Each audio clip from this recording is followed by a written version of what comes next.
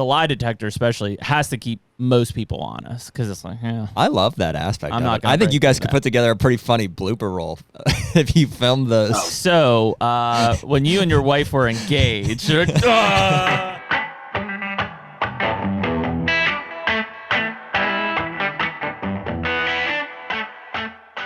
HUNTR Podcast is brought to you by Deer Grow. Man, we've been using Deer Grow products for a long time. The Plot Start and Plot Boost, more recently Plot Till. Now we've got 3 new liquid fertilizers that have been put in the mix that will cover everything we could want for a food plot program. It's huge, man. The more food plotting we do, it's like, man, the liquids just make sense. Like whether it's herbicides or the Plot Start and Plot Boost, and now the fertilizers getting mixed in. It's like, man, I can combine all of those in certain cases and do less passes for more results. I mean, it's all about efficiency. I mean, like you said, less passes. If you're out there treating your beans with glyphosate in the summertime, you can mix in this fertilizer, do that all at once. You have the boost in there that helps the metabolism. It's all about efficiency when we're talking about food plots. And really the big difference on these liquid fertilizers is you're bypassing some of these soil limitations, pH limitations, the soil type. In a lot of cases, we talk about dry fertilizers only being available for 17% of what you put down in the first year. These liquid fertilizers straight into the plant are 90% available in the first year. Huge difference in what you're going to see in growth. It's huge. And so right now you can use code HUNTR15 for 15% off any of the Deer Grow products on their website. And as always, better food plots, bigger deer. And we're back. Hey, you. HUNTR Podcast, episode 191, as Nick continues to keep us in line.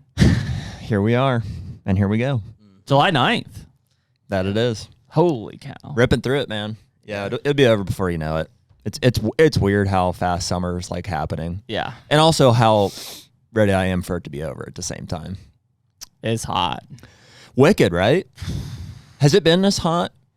I don't think it has. I don't know. I'm not a fan of summer. In the past couple of years, dude, it's incredibly hot. It's definitely like the first like real drought summer I've experienced. Nick had to shave his mustache. It was so hot. Yeah. I just noticed. Yeah. Yep, shaved it off. So was that heat related? No, it was just I was just getting sick of it. It was starting to get itchy. Mm-hmm. Yeah. I was keeping the humidity right there under the nose. You get tired of stuff getting caught in it and stuff, having to like accommodate while you're eating. Yeah, like when I was like drinking stuff, I felt it all. Yeah, milkshakes. Yeah. And And I was just like, yeah, that's kind of gross. mm-hmm. Yeah, you gotta go straws and stuff. Yeah, milk was a bad choice. Yeah. But yeah, it's been hot, and we've been doing some deer stuff. I mean, it's been ramping up here. I felt a little guilty the other day. I was like, I should be, putting some of this stuff on. I know people would like to see on our social and stuff, but I was just kind of doing it. Just kind of in your thing. Do your part first before we get in this. Hey, wherever you guys are listening to us, YouTube, Spotify, or Apple Podcasts, we appreciate you guys being here. Give us a like, follow, or subscribe, whatever's appropriate for the channel. One of those will give you a notification whenever these episodes drop. Regardless, it's every Tuesday night at 6 p.m. Eastern Time. And if you've written us on Instagram DM or the website, those are the 2 platforms that we check most frequently. We are a little backed up. If we haven't got back to you, we're sorry about that. But thank you for being here. And here we go. And that was pretty clean. There you go. It was. Didn't fumble over that one. Yeah. Just hit 35,000 subs. 35K on YouTube, huh? Yeah, That's pretty cool. If no one is subscribed, just do it. Do it. Just do it. Just do it.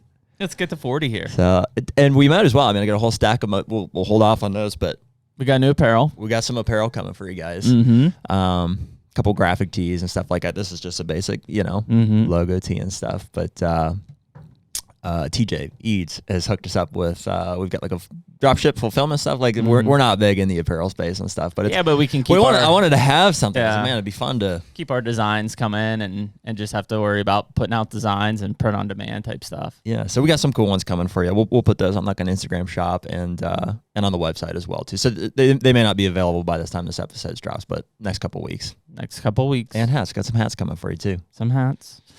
Yeah, it's been hot. In some areas, it's been dry. In other areas, not so dry. Like I think our Illinois farm's been getting a ton of rain.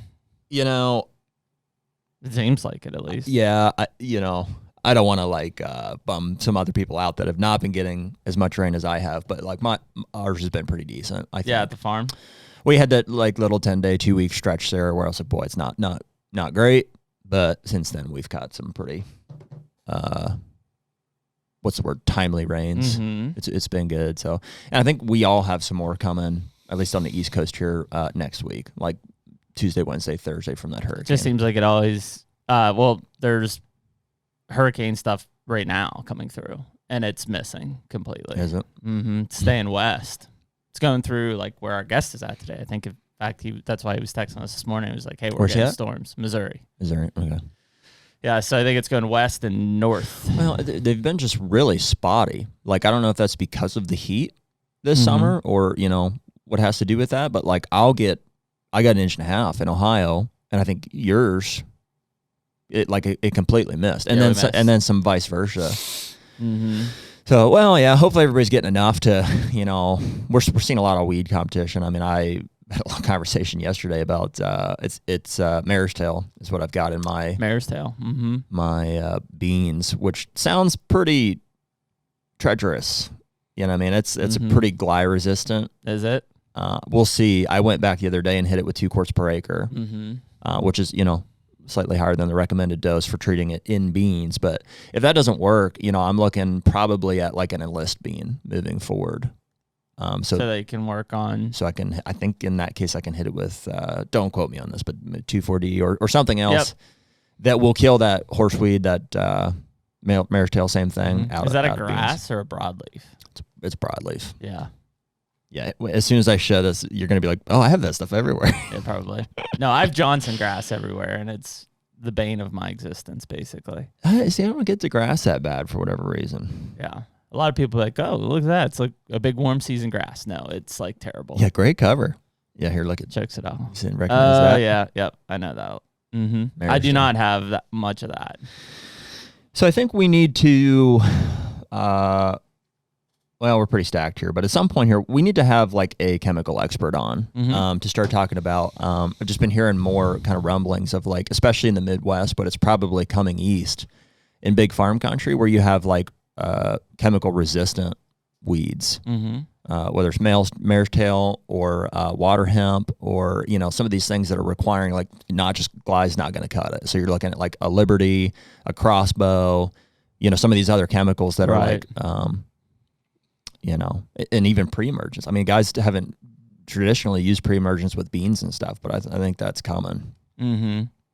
Yeah, I mean, you look at like what an actual ag production farmer's using, and even there, like I know if you get out to Illinois and Iowa, like water hemp is like wrecks everybody's ag fields. Yeah, it's a tough one. Yeah, so I mean, you got problems all over, but it's just trying to manage them. I do think like it's amazing how yours was Johnson grass, right? Down in it still is, and I mean, I nuked the shit out of that stuff, but it just thrives in these like dry conditions. Like, I mean, my beans are 6 inches tall and Johnson grass is 6 feet tall. And it's like, how the hell is this even possible? I just sprayed it like 4 weeks ago. Did you really? Yeah. You had already sprayed post-emergent? Or yep. Mm-hmm. Really? Mm-hmm. Before I drilled. The other day was your second treatment. First treatment with the beans on it. The other one I treated right before I put drilled the beans. Right before. Yeah. But I mean, you got to watch them. They'll get away from you. Dude, if you see, weeds coming up in there or a couple inches, it's like, you better hit them because the next time you check, it might be a month later. Yeah, 4 to 5 feet. Yeah. So I don't know. So we'll see. I did that. I do think I fixed my sprayer, but we'll see how that goes. You better double check on it. I was thinking about that this morning. When we head out to Illinois, you're going to want that working. Well, I've got another pump I'll put on it if not. But yeah, just those like 4 or 5 screws. Just so I don't know if it strips them or if they just like get loose. I have had that happen, but it was after. I mean, it wasn't like the first year I had it. It's like second time I used it. Yeah, and I think the other thing is like you think about like Loctite or something. It's like metal threads on plastic threads, which is no good. When you're putting that in that pump, that's plastic threads that it's going into. Really? Oh yeah. No lock nut on the back half of it or whatever. Weird. In. So I'd have to see what you're talking about. Yeah, it's not. You didn't do anything wrong, you think, right? No, it's the pump. Okay, because I've seen you put together tree stands and stuff. I didn't have to put together anything on the pump. Okay, like that's so it came from there. Mm-hmm. But yeah, that pump is not. It's not right. Like, I mean, it's what a lot of people use, but like, it's got fundamental issues for sure. How so? Well, I mean, metal screw into plastic threads. What happened with yours? Yeah, I mean, literally, like 5 of the 6 screws popped out, and it's like, how's that even possible after 2 uses? How is that? Well, I'll have to take a look at it with you. I mean, and now I've tightened it back up, but we'll see. I'm gonna run it probably this week for a while just to see make sure nothing like, Can you drill it out and replace it with a screw on the back end? Maybe. Not shouldn't have to do that. I mean, it's a Femco sprayer. It's a good spray, right? And that's what we've been using in Illinois. But they don't make the pump, right? It's some Chinese pump, I'm sure. Sure. So what you buy another one? I had another one because I was making another sprayer stuff, thing that I had. So I've got a spare pump if I want to put it in. But yeah, I'll bring it with me. Yeah, you don't want that breaking in Illinois. No, let's have that ready to go. I got to go to Ohio Friday and do it too. All right. So see, yeah, that just was like at the end of a day that was already frustrating. That's how it goes, man. Yeah, it's something's gonna break. If you're us, I guess. when you're out there, running from plot to plot and stuff, something's bound to, you're gonna be limping by the end of it. But part of it. Yeah. Yep. So anyways, we said July 9th. We got a guest today. So we got Brian Austin from Quest Hunt Kill on today, which will be an interesting conversation because, I think we've talked about it before, and I'm sure a lot of people listening to this, they grew up with, like the local buck pull, whether you did it in your camp or at the fire department or, whatever. Like you became part of the local buck pull. And I would say that those have died off pretty significantly over the last 10 years, 20 years. I've never been a part of one of those. Really? Mm-hmm. So like we used to do one for our camp all the time. Like everybody would pitch in whatever, $5, and biggest buck took it all. And that was usually in check with like opening day hunting. Like it was like 1 or 2 days of hunting. Mm-hmm. Obviously there's like season length ones. Like I know there's one in Reimersburg still, up north, like in Clarion. Okay. That like, people bring it in and whatever, they get checked and there's it's just for just like a fun yep.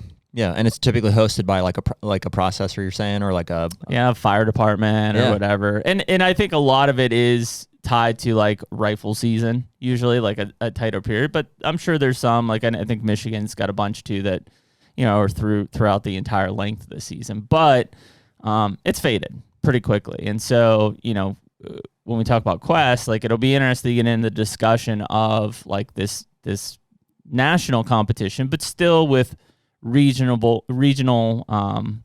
application, right? Like because Pennsylvania is not going to compete against Iowa. I think it's important to make the distinction too, because like there's kind of a stigma or like a way that you'd feel about like hunting as a competition. Like if you'd ask me, I'm like, it's not a. I don't even think hunting is like a sport. When people classify it as I guess you got to classify it as something, but it's not really. It's really its own thing. Mm-hmm. But it is. There is an ego element to it, like a, you know what I mean? It's like you want to compare. Like sure. There's a reason that people are like, oh, not that you'd outright say, but you're saying, oh, my buck was bigger. There's a pride element to that. You want to shoot the biggest buck. Yeah. And it's not like that's why you do it. You're like, I hunt because I want to kill a bigger buck than my friends or my neighbors or whatever. But it is fun to have that camaraderie element to it. So I think so we partnered with Quest this year. They asked us to kind of be a part of hosting their event in the spring, February, and we're like, that would be fun to like be involved with. And we wanted to be careful about like, hey, hunting is not a competition. That's not why what we're promoting and stuff here, but. This seems like a really fun thing to be a part of, and we're looking forward to it. So yeah, it's the camaraderie aspect of things and bringing people together, and again, it's cool to see giant bucks. Like I mean, so I think that they've done a really good job on it. But we'll kind of break down all of that and including kind of how Brian even got into it. But I think it'll be applicable for a lot of people listening to this to kind of feel hopefully that this is their chance to kind of have that that local buck pull. Feeling again. So. Yeah. Cool. I'm bringing Brian.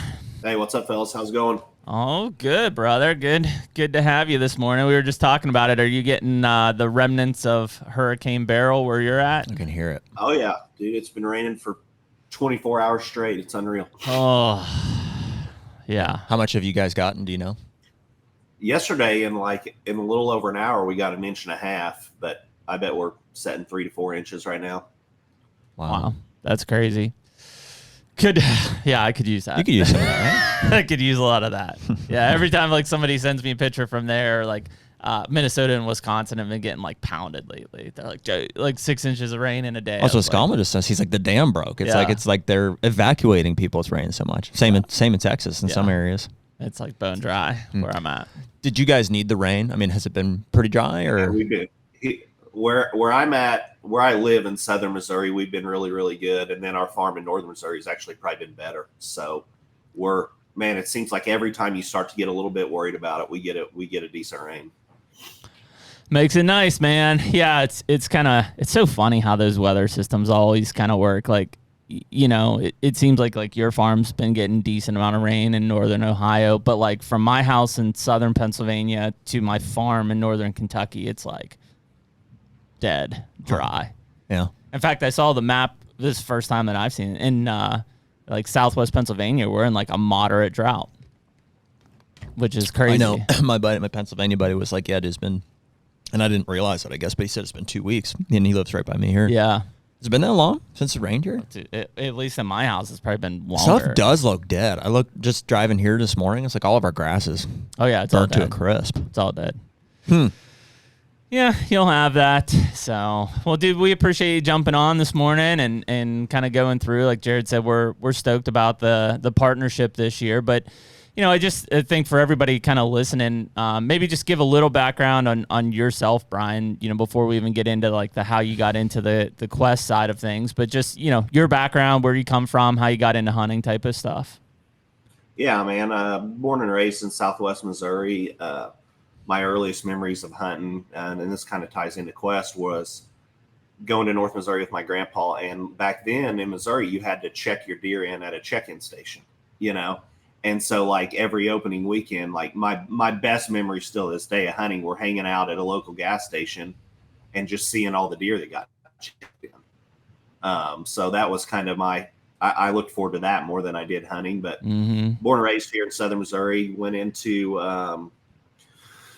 business for myself right after high school, and eventually decided I didn't love what I was doing and decided to take a chance and try to do something a little bigger. So that's when I decided to get into quest, about 28 years old. Wow, man. That's crazy. So when growing up southwest Missouri, so not necessarily Ozarks? Yeah, in the Ozarks. In the Ozarks. Yep. That's where Birdsong's at, right? Yep. How far are you from him? You know? No, Birdsong's more like southeast, I believe. Oh, okay. I think he's over in the Boot Hill of Missouri. Okay. And you're southwest, you said? Yeah, I'm in the Springfield area. Got it. Perfect. Yeah, I mean, you talk about like those check-in stations and stuff, and like we've never really had them here in Pennsylvania. You know, at least in my lifetime growing up. I mean, you know, our closest thing to that would be like going to a processor, right, and seeing bucks laying in the ground or hanging up or whatever it would be. But when I moved south in the Mississippi, we had them all the time. You know what else has kind of that element is for me anyways, is the taxidermist. Yeah. Yeah, because anymore that's become, and I've become friends with my taxidermists and stuff. So when you go down there, it's like it's fun. You start to see, believe it or not, what's kind of weird is like I'll see racks hanging there that I've recognized before. Yeah, I've been like, what deer is that? And the guy's not even there, and he pulls it off the rack. I'm like, I know that deer. What's that? You know, that's crazy. Yeah, yeah.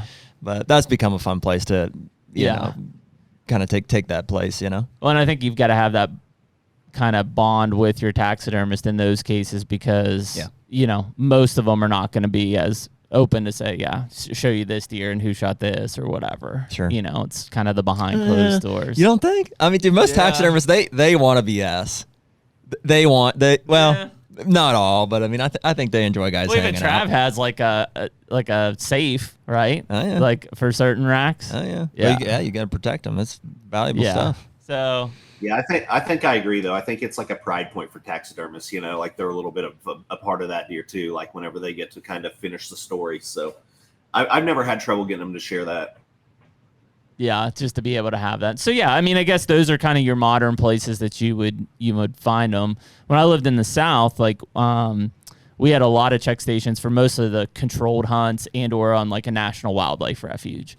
And so like, you know, it was cool on the opening day of gun season to see like, you know, hunter pickups lined up, with bucks in the bed, and just, kind of be able to see what's coming through. And most of the time those are coming in to get jawbones pulled and things like that, which, they're not doing in a lot of places in the Midwest and the North. But, yeah, I mean, it definitely has kind of left just those places as being the encounters, besides like social media, right? Which, everybody's posting on that stuff. But from an in-person type of style, we talked there pre-podcast, the buck pull thing has definitely gone away, probably faded quickly with like the deer camp atmosphere. Yeah, well, you're not wrong. I mean, social media is like, it's the national buck pull. Yeah. Yeah, it's a big deal. I mean, some guys are like, it might be the only update they make all year. It's like, here's my buck I shot this year. Very possible. But yeah. So Brian, how long have you guys been doing this? Man, we started in 2018, so we're entering our 7th season. Right on. You guys feel like you got it down yet, or? No, man. I Is feel it like from scratch every year? Yeah, I feel like every year we learn more than we did the year before. So it's just the whole climate, man. It just, everything changes. Like doing this, especially what's really tough right now is all the CWD rules we have to factor in, right, across 12 different states. So like now we've got all these special seasons, and like in some states there's a CWD season that opens 2 weeks ahead of a regular season, and so it's just like it's impossible to stay in front of. Yeah. Huh. Well, that's what I think the cool thing about it, you've got the national, standpoint, or I mean, how many states are you covering at this point? 12 states. So you got 12 states, that you've got, but the competition really exists within each of those 12 states. Yeah, exactly. Yeah, they're state by state competitions. So hunters select what state they're going to be hunting in, and they compete only against the other deer in those states. So what's the deal? I mean, give us the full rundown. So what is Quest Hunt Co? Like we mentioned at the beginning, it's kind of like a competition, but what's the structure? How does it work? Yeah, at the highest level. So it's 2-person teams. Each teammate signs up for $125 a piece, so $250 a team. Mm-hmm. You hunt all season long, so any legal weapon. That was really important to us when we got this thing going. Was we wanted this to go all season and not just be for bow or gun hunters or whatever. So it goes all season long. When a hunter harvests their deer, they have 24 hours to submit it on our website, and that's a really cool feature because that's interactive, right? So as soon as big deer get shot, you're seeing that go live on our website. And then at the end of the year, we bring anyone who wants to be considered for prizes officially to our big year-end banquet in Springfield, Missouri. We officially score all the deer, and then we put the hunters through a lie detector test. No way. Yeah. Okay. Wow. Okay. So explain. How about a drug test?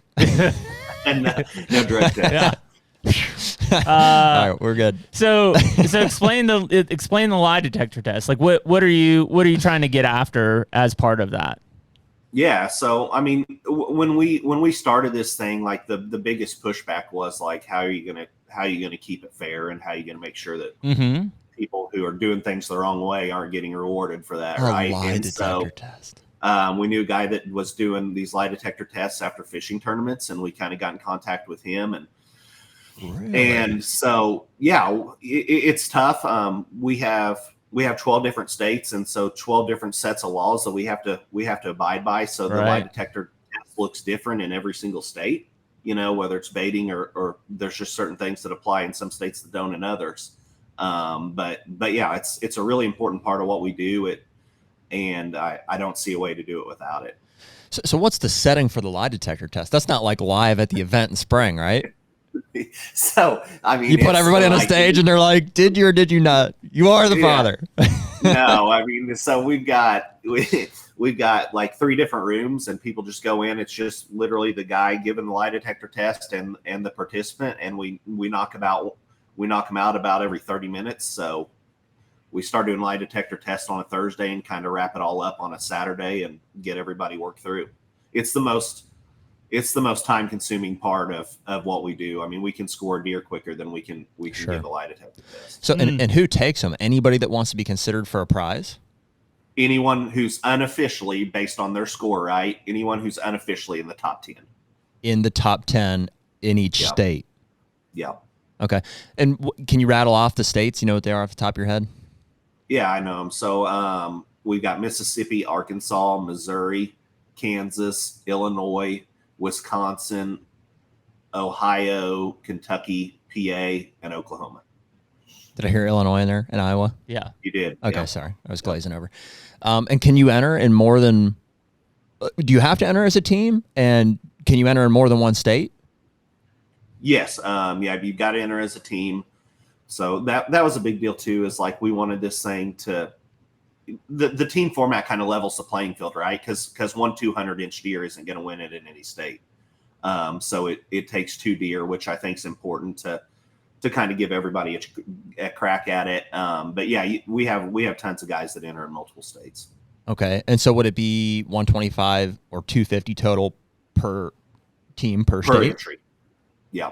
All right. Gotcha. 250 per team per state. Yep. All right. And so how would you approach like an entry? Like, so Jeremy and I have farms. Mm-hmm. We both can hunt in Ohio. Yep. We both can hunt in Illinois. Mm-hmm. And technically this year we both can hunt in Iowa.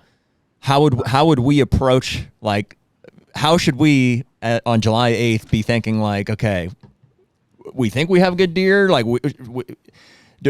should we have, you know what I mean? Like, I know that would be one hesitant, where some guys are probably like, I've been watching this deer for 3 years and they're like, I'm definitely going to kill this 200-incher this year. Whereas other guys are like, who knows? You know what I mean? These bucks don't show up till November 1st. Like, what should be the thought process, for going about that? So I think there's a couple elements to that, right? So I think the first year, that's kind of everyone's thought process is like, am I going to have good enough deer to compete in whatever state I'm in? Yeah. But then once people have kind of been in this and been a part of it, they kind of see all the added value. Initially, the second you sign up, you get direct consumer codes on over 50 brands. Oh, wow. So that's a big deal. People are going to hunt anyway. They're going to be buying products anyway. Why not sign up and instantly start saving money on the stuff you're already going to buy? Sure. And then the other part of it, man, is just the community aspect. It's really it's a lot of fun to be a part of. People religiously track our leaderboards, see all the deer that are getting entered. We've kind of got a social media element on the backside of our website that's for our users only, where they can communicate, share trail cam pictures, share their harvest, tell those stories. And so, everybody's hunting anyway. It just gives them a little bit of an added reason to do so and to be excited about it, right? Yeah, for sure. Are you comfortable sharing, like, what kind of numbers are we talking? How many guys are a part of this thing? Yeah, so our projection this year, and man, the toughest thing about this business, we're a Christmas tree lot, right? Like, it's really hard to get people to sign up for a deer tournament in sure March, April, May. Yeah.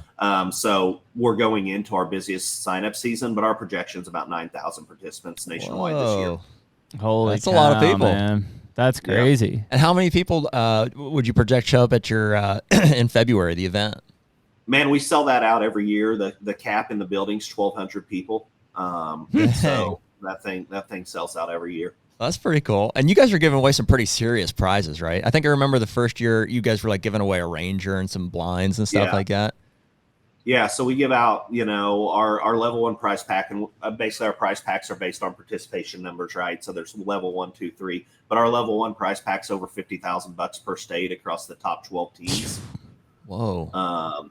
And so, yeah, for $125, you sign up, you get discounts on stuff, and then you get a crack at a whole bunch of prizes. And it's quality stuff, man. Hot box blinds, Rectech grills. I think there's 3 sets of new Matthews lifts in each prize pack. So there's no bad prizes in there. Yeah, that's crazy, man. It's interesting. I think, Brian, we were talking about it kind of on the time frame of like how people sign up, when they sign up.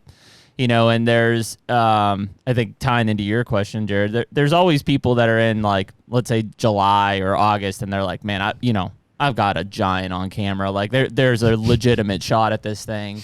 And then there's the kind of the unknown of October and November. And like, it's, there's definitely people who want to like wait, right? Cause they're like, well, I'll see what happens in October, November. But like, if you're in Kentucky or Kansas or whatever, and if somebody drops, a couple 190s in September, you're like, well, shit, So is there a cutoff? Like if you What's the cutoff to sign up? Yeah, so good question. Ultimately, we regulate when people enter by a lie detector test. So legally, you could sign up the day you harvest a deer, but you have to sign up before you harvest that deer, right? So if you're going out to hunt this evening, you can sign up right now. Interesting. And that's something we're definitely gonna regulate, because we don't want people going out and killing the deer and then And the lie detector test is what you use to determine that.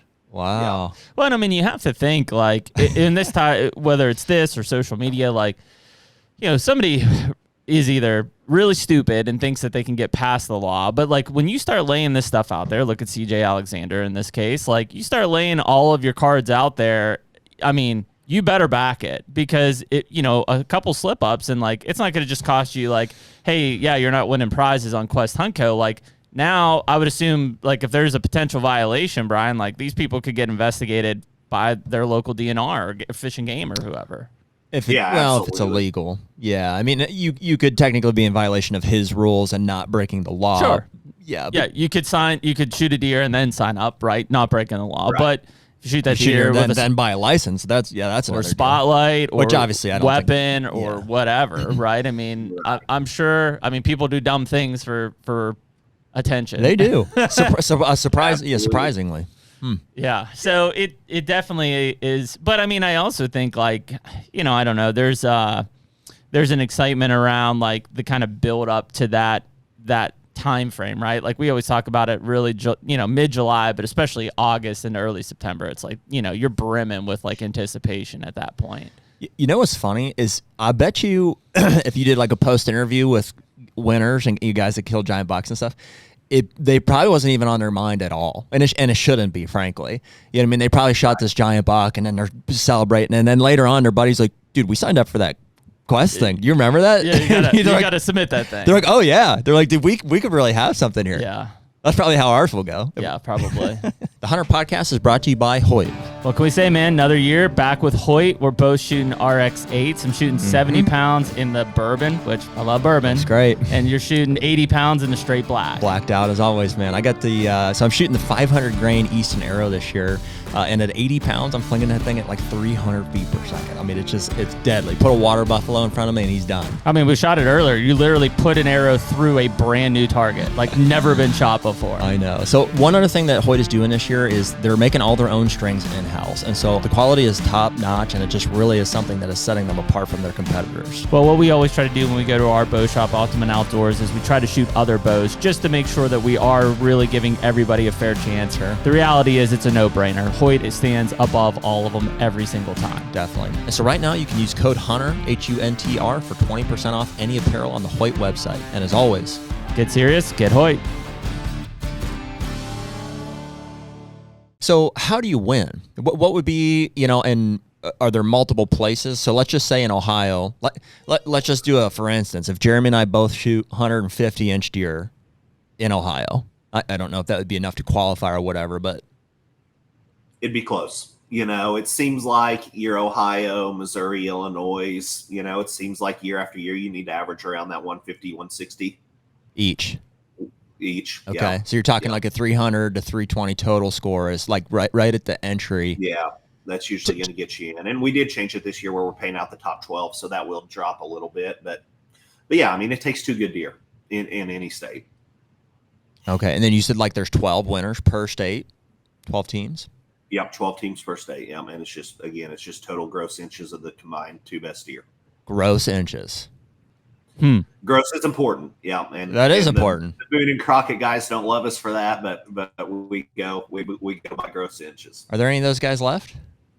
The Boone and Crockett guys? They're around. Yeah. They're around. Oh yeah. I mean, so when you talk about that gross inch side of things, like obviously they have to bring the rack to the annual meeting to be able to have it officially scored. So, I mean, I guess that somewhat deters people from, falsely enhancing the score of their deer when they submit it. Yeah, man. I mean, ultimately, like general rules, people are going to overscore their deer, right? That we see it time and time again. And I don't think it's intentional, but it's just naturally what happens. But dude, we do our best to discourage that, because like, take a guy from Ohio, for instance. If you overscored your deer significantly, you drive all the way to our banquet, get your deer scored, it drops a bunch of inches, and somebody moves in front of you, you go home without a prize. Like, that guy's not real happy. Right. It's a bummer. Well, dude, people just don't know how to score a deer, is what it comes down to. Mm-hmm. It is absolutely. It is not as well known as we think. Like, no. You'll have people be like, oh, that fifth mass measurement, that's what got them there. We're like, what? Yeah. No fifth mass measurement. Yeah. That's what I was going to say, man. 10 mass measurements, and then just people scored tines so low on the beam. I think are the two most common things we see. Really? Yeah. I would have said main beam measurement. I think is what most people are off on, and I think most people underscore their beams. Yeah. I think a lot of underscore the beams. Yeah. I think a lot of people will do outside spread instead of inside spread too. That's definitely a big one. Mm-hmm. You're right. Yeah. And there's like 3 extra inches right there. Yeah. Yeah. So I mean, it adds up, but again, it doesn't make any advantage to you by increasing that, only to come out and have it like officially scored for significantly less. Yeah. So Brian, and I get to be the guy on this side of it who gets to, like, look, we see thousands of deer get submitted every year, and I, just like anyone, I can't judge every deer by a picture, but I can usually get fairly close, right? And so I get to be the guy that calls people and be like, hey man, I'm not seeing 170 inches out of this 8-pointer you shot. And like, can we kind of talk back through the measurements? And that's never a fun conversation to have either. Yep. Yeah. Brian, do you guys offer any kind of like subsidiary prizes or acknowledgement for like heaviest deer per state or oldest deer or like something like that? So we're working on a deal this year. And again, it's the logistics of it, just because it's a timely process. But we do want to do something for like the oldest deer per state. Mm-hmm. And again, that's like, there's going to be multiple deer over 8 years old killed, right? So, but we do want to do something where anybody that kills a deer that's beyond mature, where we kind of recognize that, and then maybe just some fun stuff for gnarliest deer, biggest 8-pointer, stuff like that. Yeah, absolutely. We also have a public land program. So in each state, we pay out prizes to the top 3 public land deer. The top 3, okay, specifically from public land. Gotcha. Yeah, so that's cool. And if anything, there could be your lie detector issues. Like, how many guys are shooting it on private and being like, I can't cut it against the other guys on private, but I shot this one on public. I mean, exactly. I want to believe guys are honest. I mean, have you ever caught anybody with using the lie detector to be like, has a decision ever been overturned? On specifically public versus private, or just have we had people get caught doing something they just shouldn't? In general? Yeah. Really? Yeah. I can't imagine those conversations are any fun either. No, those are not fun, man. Those are not fun, especially, man. And in some instances, it's truly just like guys just didn't know they messed up, right? But in a lot of cases, it's stuff that's pretty blatant and guys shouldn't have done. Do they fess up to it after they kind of get slapped there? Yeah. Really? They do? Yeah. That's interesting. I would think they deny it. And in a lot of cases, they just tell us ahead of time, because basically how it works, you go in for a lie detector test, and we establish the baseline first, but then what questions you're going to be asked. Like, here's what we're going to ask you. Be prepared to answer. And guys just spill the beans. Like, oh crap, here's what I did. Interesting. Weird. Yeah. I mean, it doesn't surprise me. Like, you talk about pulling that lie detector guy from, I'm a little nervous from the fishing tournament side, right? And it's like, I mean, constantly it seems like now people are getting caught cheating in these fishing tournaments, whether they're stuffing weights and walleyes or, catching bass and then, basically stringing them up in a back cove and then going and getting them during the tournament. Like, it's crazy that's how it's come. And I'm sure plenty of these guys have gotten away with it for years. And, eventually they get caught, but I guess it doesn't surprise me too much. And anytime that there's a competition, somebody's looking to cut the corner. Doesn't matter what it is. Absolutely. Hmm. Yeah.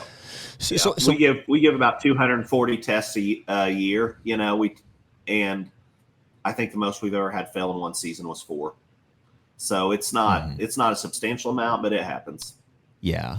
Yeah, I think just having it in place is a nice deterrent. But so what happens if one team member shoots a buck in a state and the other one does not? Do you enter just one buck or no? Or it's like you might as well not even because it's not going to qualify. Well, so we require you to submit your deer within 24 hours, right? So you may not know what Jeremy's going to kill for the rest of the year, but we still have you enter your deer within 24 hours of recovery. Yep, for sure. Yeah, that makes sense. Yeah, it's caught you texting over there. I'm trying to think of like the team dynamic side of things is interesting. Like, I guess, now that you've gone through this enough, Brian, are people, are they coming in with a strategy, I guess? Or like, so I say that because like, clearly like the bar has to be set at some point with one person in the team, right? Let's say Jared kills a 170. It's like, okay, now, there's a lot of weight on my side to figure out where do I want to be. If I shoot a 140, okay, like we've got 310 or whatever, like we're in decent shape. But like, do you think guys are thinking that far in advance on this stuff? No, I think ultimately, especially in the first case, guys go out and kill the biggest deer they can kill, right? And that's just based on what they have every season. But I think the big change you do see, is later in the year, say Jeremy goes out and kills a 170 early. And traditionally you don't get to hunt Jeremy's farm, but at the end of the year, if he's got a really good deer, he'd be like, hey, you want to come over and hunt this deer of mine or stuff like that. I don't think so much that people immediately the second the deer's killed, it like changes their whole season, right? They're going to go out and try to kill the best deer they can. Yeah. I mean, I can't believe it's not like $125 per person is nothing, but I don't think that it would be enough to like have it affect your strategy. So another instance would be like, right. If we're in 3 states and you killed one in Ohio and, let's say I haven't killed anything and I got a good deer shot up in Illinois and Ohio or whatever, I'm not going to be like, we need to stack our scores here. We have to hit Ohio. We're just gonna land where we land, and it'll be what it is. Yeah. Chances are somebody's gonna kill bigger bucks than us anyway. It's like very, very good chance, right? We don't. I mean, the biggest ones come from the states you would expect, right? They're coming from Kansas and Iowa. Kansas, dude. Absolutely. For sure, Kansas. I mean, not to knock Iowa, but dude, every year the biggest deer in our tournament comes out of the state of Kansas. It's incredible. Well, I mean, if you find the deer in Kansas, you put a bait pile out and you kill them. There it is. Yeah, well, I mean, but that's you know what I'm saying? Like it just, Well, it's vast country. I mean, there are parts of Kansas that are just very difficent to hunt. I'd imagine most of those mega giants are coming from like Western. Well, either Western or northeastern. Do you know? Man, I feel like honestly with Kansas, I feel like it's pretty spread out. I mean, we see a lot of deer come from the eastern side of the state, but last year, I don't know if you guys saw. Did you guys see the Dalton Hildebrand buck last year? I did. Yeah, it was like 235 with double drop tines. Yep, decent. Unbelievable. I mean, in our 8 years of doing this, it's the most impressive deer I've put my hands on. Wow. But he was in north central Kansas. What did his partner's buck score? Man, I don't remember. I mean, they won. They won? I want to say his partners. 100 inches? They were over 400 inches. Wow. No, like 170. Like they went over 400 as a team, which is incredible. Wow. Jeez. That's crazy. I mean, I think, when you start to look at the kind of the playing field, right, of Kansas or Iowa and stuff, there's a lot of guys that, the right team can put damn near 400 points on the board in those states, right? And it's like, but even still, I think I can't remember what the total score was, but like the Pennsylvania team last year or something was like significant. Like I think one of the guys killed a 180 or something in Pennsylvania, and so like by himself, he beat half of the teams in Pennsylvania. Yeah, wow. So, what happens in multiple buck states? Like, so Jeremy and I can each shoot 2 bucks in Illinois, and I would imagine we're registering the first one we shoot within 24 hours. Can we call them out? What do you mean call them out? Like, switch them out. Yeah, can you swap them out? So we allow 1 upgrade per team. Okay. So both of us couldn't upgrade, but one of us could upgrade. You couldn't both upgrade. One of you can. Yep. Oh, okay. You thought of this. Interesting. An upgrade. Okay. And does it have to be still 1 buck per team member, or could like Jared have both? Absolutely. Bucks? No. Yeah. Okay. No, it's whoever, which of the 2 of you can gain the most interest from your upgrade. That's gotcha. And it's interesting. It's an interesting dynamic because it's like if you shoot a management buck first in Illinois, it's like, do you enter it? Because then I can't shoot a management buck next because you're going to have to upgrade One later. of us has to, yeah. You're right. See? And you're like, there's no strategy to this thing. I keep thinking of, have you seen that Uncut Gems with Adam Sandler? He's like, let's bet on this. You're like, at my kid's softball game. Let's bet on this. Oh, man. I think, Brian, transparently, I think a lot of people listening to this are like, maybe they've already done it or they're in it. There'll be a large chunk that will just say, I don't think deer hunting should be a competition, right? I mean that I'm sure it's not the first time you guys have heard that, but we kind of look at it, like I said earlier, like the old buck pools and things like that from a local level or a camp level. But I mean, have you guys had run-ins with that? Like, how have you addressed that in the past? Yeah, man, we see it. Obviously, in the world of social media, we're running ads all the time, and you get those comments and you hear it. But I think my rebuttal is just like, look, you're going to hunt anyway. We're just giving you another reason to do it, and we see more instances of like a father-son team that say, hey, dude, this kind of brought us together, gave us an additional reason to hunt. We hunted more this season. We communicated more this season. Just watching the leaderboard, stuff like that, then we see, the other side of it. Yeah. So it's kind of like fantasy football. You're going to watch football every Sunday anyway. Yeah. It's just an added element to give you something to, another reason to do it and another reason to enjoy it. Mm-hmm. Yeah. I mean, I'm pretty open about how I feel about stuff, right? And I don't feel any dirtiness to it. I mean, it seems just like good fun, like adjacent to our season. Yeah. I don't think it's going to change anything to. So there have been several that have tried to do deer competitions. There have been in the past, and I remember feeling like I don't like that. Yeah, and I can't remember the names of them offhand, but one of them actually was like you would go out in the field with a gun that had a sound triggered camera, basically. And so you would literally be hunting, and when you shot the blank, right, it would take a picture of that deer. Like, that was your kill shot. So you don't actually kill it? Oh, wow. No, you don't kill it. And so, and this obviously is no longer in existence. But the problem was twofold. Was one, they were doing it on public land. So in most cases, they were also doing it during on public land, not during like a gun season, because they weren't really hunting. Yeah. You see what I'm saying? You're not hunting. That's not hunting. But what was happening is you were disturbing the shit out of the wildlife. Like people who were bow hunting during that season, there's guys walking through an orange jump shooting bucks and basically because it was just taking a picture, and it's firing a gunshot that's just an empty projectile. So it very weird strategy. Didn't last very long. In fact, there's a place called Land Between the Lakes in Kentucky, which big public land area. That's where they did it at. And I don't know if they ended up continuing to do stuff after that, but I mean, that one was like a major outcry from the public to be like, no, this needs to be shut down. But that's what they were doing. Well, I'm sure you guys have observed some others, right? Whether they were competition for a time or whatever, or just guys that you were learning from how not to do it, right? I mean, there's some that have come and gone. Yeah.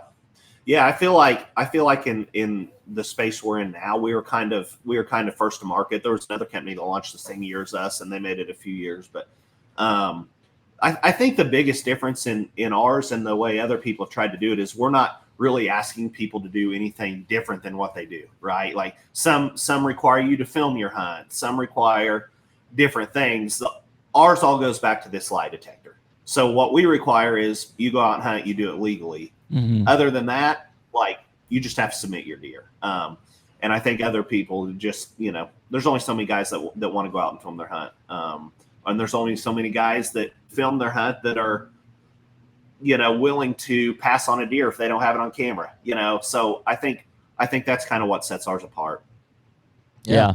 No, I think that makes sense. It's a big deal. We probably wouldn't be doing it if you had to film your thing. It's like Yeah. Well, and I think that. Yeah, it wouldn't be for me. Yeah. I think that goes back to where people look at the competition thing and say like, oh, this is, I'm good with this versus what we just talked about, which people would not be good with. Guys walking around shooting blank guns, not even during the season type of thing.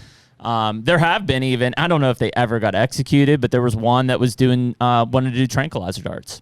Oh my word. You shoot the deer with a tranquilizer dart, like a catch and release essentially. And I don't know if that ever actually got off the ground or not, but I mean, I had talked to those guys numerous times. This was a decade ago, maybe more.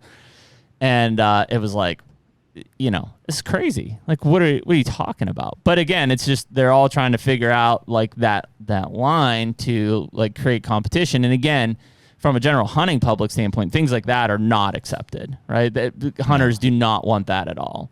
Whereas, what Brian's saying is like, I mean, dude, you could enter and you just go hunt and kill your buck and not even like enter it in the competition if you don't want to. Like, you don't have to do anything. It's just you're just doing your normal thing. Like, there's no pressure. And I think the only argument from people would be like, well, because it's a competition and there's prizes and stuff, like maybe, somebody's going to poach a deer or whatever. But like clearly with lie detector tests and stuff, I don't think they're going to get through with it. Yeah. And I think the people that have that capacity to go out and poach a deer, I think they're going to poach a deer whether they're in part of this competition or not. Right? Yeah. Like if they get a chance at some huge deer and the risk is worth the reward to them, it doesn't matter if they're in our competition or not. They're going to do that.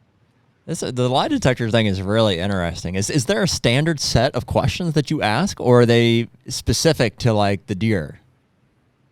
No. Now, in some instances, there may be like, for example, if a guy shoots a deer, leaves it lay overnight, and coyotes get to it, and it's kind of all dismantled, for the hero shot. Like we may specifically ask a question on the recovery time or something like that, but it's pretty standard by state what questions everybody get, unless there's something we see that needs a little extra attention. Are you able to share some? It's not like cheating on the test to tell us what some of them are they? No, man. Yeah. I mean, it's state by state. So, in Missouri where you can't bait, that's a big question. Was this deer killed over bait? Define bait. Get into trespassing. Yeah. We get into trespassing, property lines, artificial light, all the things. Just where all the rules follow. Season. Yeah. Interesting. Yeah. And that's the big deal, is we let the state rules govern our competition. So it's different across all 12 states. What do you think when these guys trip up and did something wrong? What would you say is the number one reason? Is it baiting? Is it trespassing? What tends to be what gets them tripped up? Man, I think over time probably trespassing has been the biggest one. Wow. Mm-hmm. Yeah. Yeah. Not having permission to hunt where they harvested the deer. It's an interesting topic. Sorry, go ahead, Brian. Yeah. No, I was just gonna say, like a couple years ago, we had one and where some guys used a drone to recover. They used a thermal to recover their animal. And those are the ones where, like, as a hunter, man, it's hard to fault a guy for doing everything he can ethically to try to go out and recover a deer, but it was outside of the rules, and so we had to DQ him. Meaning it was illegal in his state?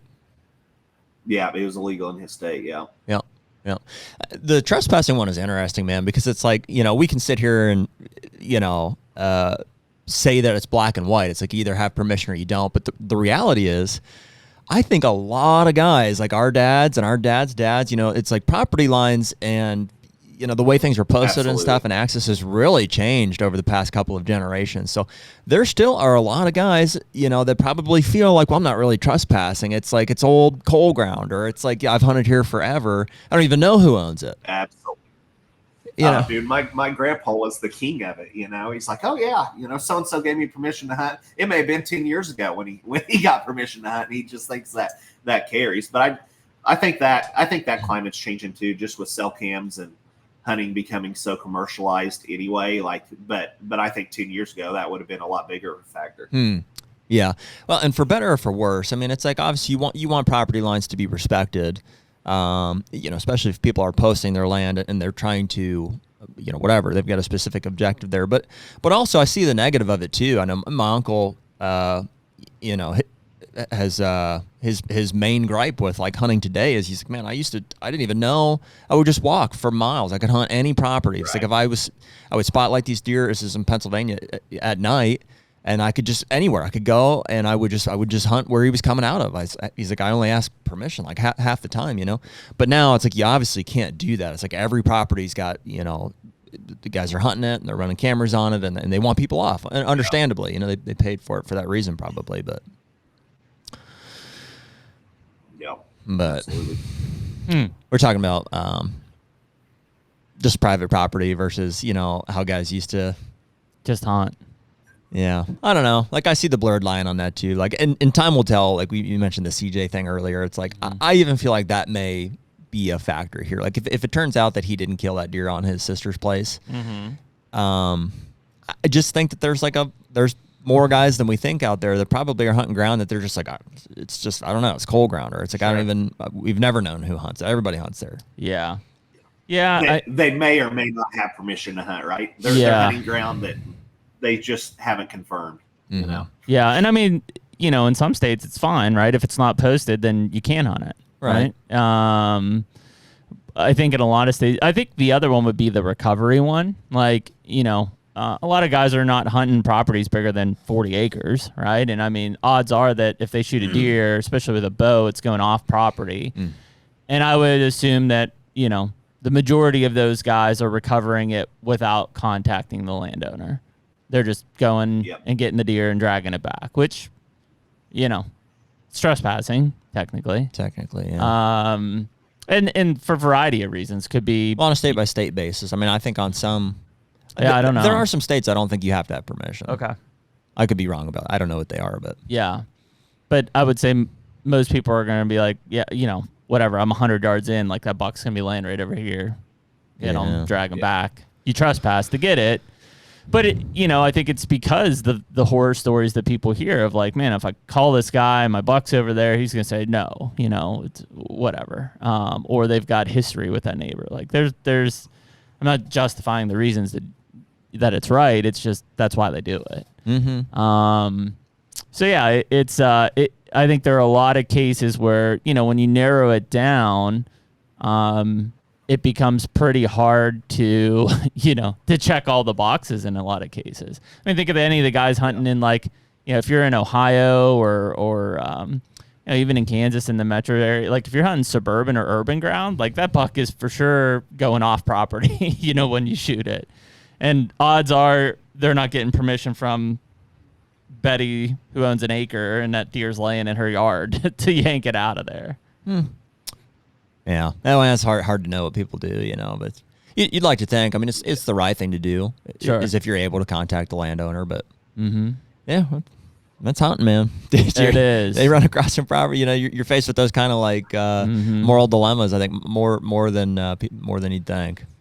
Yeah, but I think that's a cool aspect. I mean, that kind of brings legitimacy to what you guys are doing at Quest, and that you're not trying to make it super difficult. You're just trying to vet, consistent questions to these guys just to make sure that they're not, clearly out there doing something illegal, that could be in danger to someone else or breaking the law. Yeah. And we learn as we go. When we started this thing originally, we only gave the lie detector test to one teammate. And we had a case of a team in Ohio where the hunter, one of the teammates shot a really big deer across a fence, on his neighbor's property. And we didn't give that guy a lie detector test. We lie detectored his teammate, and his teammate truly didn't know the guy did anything wrong. So then following our banquet, the guy who trespassed to kill the deer goes and posts his buck on YouTube, and the neighbor recognizes where the buck was shot, recognizes the deer, calls the guy in, and he gets prosecuted. Man. Wow. Yeah, I mean, I would say if there's one good thing about social media, it's that people are still stupid and they'll post those types of things, and they'll finally get caught. It's mind blowing. It's mind blowing. And in that case, the guy who shot that deer had been hounding the neighbor about getting permission to hunt. The neighbor just kept telling him, "No, stay off.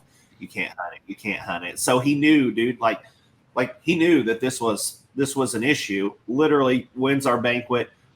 Yep. Goes home, makes a big social media post about it, tells everybody to check out his hunt, and within 3 days of our banquet, I get a call from a game warden in Ohio. Did you see the video? I mean, was it pretty? Were you able to watch it, and was it pretty clear? Like, what, he just shot across a fence?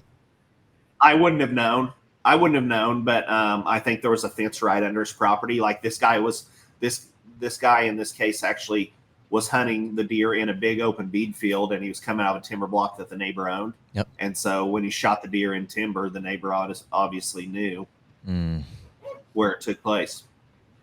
Man, these guys can't resist it either. It just keeps coming back. The big bucks make people do stupid things. You don't think? Yep. They can't resist it. It just happens. And I think a lot of guys who have like respect for the animal and stuff absolutely can. But that's 5-10% of the hunting population out there. Right. The rest is like, and I'm not saying that they're going to go out there and spotlight them or anything necessarily, but it's the borderline stuff, right? It's the like, well, if I'm hunting on my property and I shoot it across the line, or, if I just go and do a quick walk through this corner here, like it's the things that like that deer's within sight or within reach, and you just got to bend it a little bit. That's what they can't resist. I just think that there's anybody who's bent the rule like in any capacity, like knows that there's a guilt or like it doesn't feel right to do it that way. I mean, don't you think? I've even thought like there's been times where I've hunted where I could have shot over a property line, and just in sitting there, or even when you hung the stand, you're like, oh, I could shoot over there. Like, if they come up, I'd probably shoot them. But then when it happens, you just don't. You can't. I'm like, you can't shoot them over there. Like, I couldn't do that. Yeah. Maybe there was a time that I'm glad I never had the opportunity, but like as a kid, or as maybe even had less regard for the animal at that time. I was like, maybe you would. In fact, there definitely has been. Like, there's a maturing in the shots that you'll take. The way that you'll approach any hunting scenario is like, as you mature as a hunter, I think those are the kind of lessons you learn. Think about guys shooting deer at bad angles, or you learn from like the negative consequence that inevitably happens with that. Yeah, I mean, dude, when I was a teenager, I hunted and I crossed lines a lot, and I got caught a bunch. Like, did you? Oh yeah, you got caught trespassing? Yeah, 3 or 4 times. Well, I don't think I've ever. But back then it was different. Like most of the time, if I got caught, like it wasn't by a hunter. Like it was just by somebody who posted the property, which frankly, half the time they didn't even own what they posted, right? It was like, because I hunted in suburban areas. So it wasn't like I was hunting big tracts, but you would get in close and there'd be posted signs like in the middle of the woods. You're like, what the heck is this? And it's because they didn't want people in there like close to their backyards and stuff. They didn't even own it necessarily. Dude, there's nothing more terrifying to me than trespassing. Yeah. Like some years ago, I find yourself in a situation where you're across a fence and all of a sudden, like you could be in the middle of nowhere, but I feel like I'm like, they're going to know. They're going to know. They're going to know. I can't handle it, dude. I stay on my side of the fence, Yeah. Well, it's like I said, it's I'd be on that lie detector, like Brian would be grilling me. I'd be sweating like crazy. It's different than it was like 25 years ago. Like, and I mean, I think out of all those times I dealt with police once. and one time. Uh-huh. And I actually had permission to be on the property that I was on. It was a housing development, like their head of HOA called the cops because he saw hunters and like thought we were going to shoot his house or something, which we weren't. Sure. But it was, those are the scenarios that you dealt with. But yeah, I mean, most of the landowner encounters were fine, I probably made up some bullshit response in the moment too, but yeah. Well, people were cool about it. I mean, I remember, hunted mainly permission as a kid, and dude, it was easy. Well, yeah, you had to go and just get permission. You end up spending time with the landowner. You'd be on their deck for a couple hours, and they ended up being friends and stuff. And I threw hay. I helped out on their house or their farm. Same ladies. Half the people I would go to every year, and she'd be like, "Stop coming here. Like, you have permission. You don't have to." I was like, "Well, I want to make sure, like, that that I'm back there, and I at least ask." Boy, it's not that at all, dude. It's even to the point, like now, it's to the point where because I just want to be so sure that we're going above and beyond to be, because I see what happens. I mean, it's like in Ohio, it's something as simple as like, you don't have valid written permission. And even like on my family ground, like on my uncle's stuff or my dad, I'm like, dude, technically I have to have written permission on this thing. So I'm like, I hate that I'm in the position, but I'm like, I have to be a stickler about like, hey, I need you to sign this, uncle. Yeah, and I mean, I guess you carry it around, and like, is there a proper form? Like, I think so. I don't know. Yeah, I don't know, man. It does get, but I think anything in place, the lie detector especially, has to keep most people honest, because it's like, I love that aspect. I think you guys could put together a pretty funny blooper roll if you film those. If you film those tests, you just got to throw in like random questions. So like, when you and your wife were engaged, yeah. This meeting's over. I need my lawyer. Did you tell your wife you'd be back 3 days before this? Yeah. So lie detector determined that was a lie. The HUNTR Podcast is brought to you by Lone Wolf Custom Gear. Man, Jared, we are tree stand fanatics, and I think the one thing that we have learned over all these years is to kill big bucks, we got to be mobile. We've been hunting out of Lone Wolves for many years, the original Lone Wolf, and then obviously with the custom gear stuff, we're using the 0.5 and the 0.75. Yeah. And the one thing that we talked about is like, what if there were no cables? Here we are. I really just don't know how you can beat it, frankly. But, a lot of that came, too, from a relationship that we've built with the DeQuistos. We've had both Cody and Andre on the podcast a few times. The passion for hunting, the outlook on the sport and stuff, I think is eye to eye with how we look at it. Everything that has gone into building this brand and to building these tree stands is something that we want to be a part of. This is the 40th anniversary of these guys creating tree stands that have been critical to how we hunt whitetail deer today. If you look over the past, you'll see Andre's designs being implemented across so many stands over the years. Such a cool thing, but really has changed the way that we all hunt whitetail deer from above now. Right now, you can use code HUNTR, HUNTR, to get 7% off anything on the entire website. Be the lone wolf. Well, I mean, so dude, you're looking at almost 9,000 as an estimate this year. Like, that's a ton of people. Yeah, that's a giant amount of people that are getting involved in this thing. You talk about a lot of the partners and stuff. Like, I know that you've got a pretty good relationship with like Stealth Cam and Muddy from that side. I mean, we talk about these fees being, they're not nothing, but a lot of these deals that you're able to give out essentially are making up. Like, if you're going to buy cameras or something, like, you're going to save enough money that's paying for your entry fee, basically. Yeah, absolutely. Yeah, I mean, 50 brands, and man, that buying group, it's kind of an interesting topic because I kind of started by accident. You guys obviously know, like Chris Duncan, Taylor Reagan.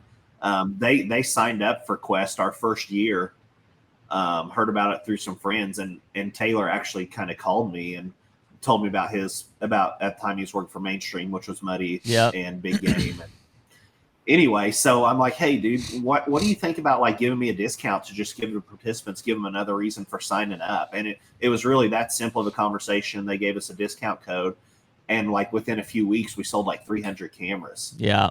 And he was like, dude, there's something to this. And so they literally, the buying group side of it literally started just from that one phone conversation. But yeah, man, we get a lot of cool deals. I mean, right now our participants get a chance. They're buying we're selling $50 cell cams, Muddy Manifest 2.0, so $50 to people who are a member of our group. And so in savings alone, most people more than get their money back. Yeah. Well, and I mean, that's what, if you look at this audience and kind of those 9,000 guys, like those are hardcore hunters, right? I mean, those aren't probably your weekend warrior type guys getting into this thing and coming in. Those are hardcore guys who are, committed. Most of them probably either have property they own or they have lease land, that they're managing and that they're trying to find, good deer on. I think the public thing is kind of an interesting take because, those guys often feel, at a massive disadvantage, within state, against the private side for sure, what they can and can't do. I think that opens up a huge opportunity for that audience. And again, it kind of summarized that expression of just trying to make it more of a camaraderie, like old, buck pull type feel of things that kind of level it across the board. Because like back then, like, people didn't even ask if you shot it on private or public. It was just, there's the bucks, they're hanging, they're submitted, they're in the contest type of thing. Yeah, absolutely. And like for me, I hunt private land. I've never hunted much public, but dude, those deer when they get killed when they get harvested on public, they have like a little icon, that recognizes that harvest was public. And man, I look at those different. I'm like, that's really impressive. And and it's not even so much about the score at that point. You're just congratulating the guy for harvesting a deer on public. Yep, exactly. Well, and I mean, that's where I think is, because we don't, we hunt both. I would say primarily we hunt private, but we do, especially when we're traveling, we hunt a lot of public. And, I mean, there's no doubt, like, somebody kills a 5-year-old buck on public land in a lot of these states. It's like, that's a feat. Like that's not something that shouldn't be acknowledged. Like it's for sure a feat in itself. And so, I think that I'm hoping that we're kind of getting past this whole private public divide that we've kind of seen in this space, maybe the last 2 to 3, 4 years at this point, to where it was like really, you hunt private, so like it's basically shooting fish in the barrel. Like come hunt public and like good luck killing a 3-year-old. And it's like, I'm hoping we're getting past that at this point. But at the same kind of breath, I feel bad for a lot of the public guys because man, even the good spots are just getting so saturated. Like they could be great hunters, but they're just going to get blown up because there's too many people jammed into the area. And that sucks for them. In fact, we've talked about access a lot on this podcast, and I think that's one of the biggest leaks in hunters, quitting is that if they get forced into public, and especially if they've hunted private in the past, like it's a terrible experience for them. They'd rather not hunt than experience that type of hunting on public where there's guys just walking all over the place and they don't even have a chance. They're just out there wasting time, basically. So yeah, it's kind of a weird spot to be in. But I think the guys who are able to do it on public and be successful, there's absolutely something to say about it. Yeah. Yeah. It's uber impressive. Well, let's twist this a little bit. So, we always like to bring up some controversy in this side, and Brian, you've got some experience in this end. Let's talk a little bit about your background in raising deer. All right, so you were on the deer raising side. Was that in Missouri that you were doing that? Yep. So in Missouri doing that, and a lot of people get into the space where immediately they kind of they just kind of group everybody together like that. So in your case, when you were raising deer, were you doing it for like an actual hunting preserve, or were you doing it simply as like a sell business trade type situation? Yeah. So the raising deer, that was my first job out of high school.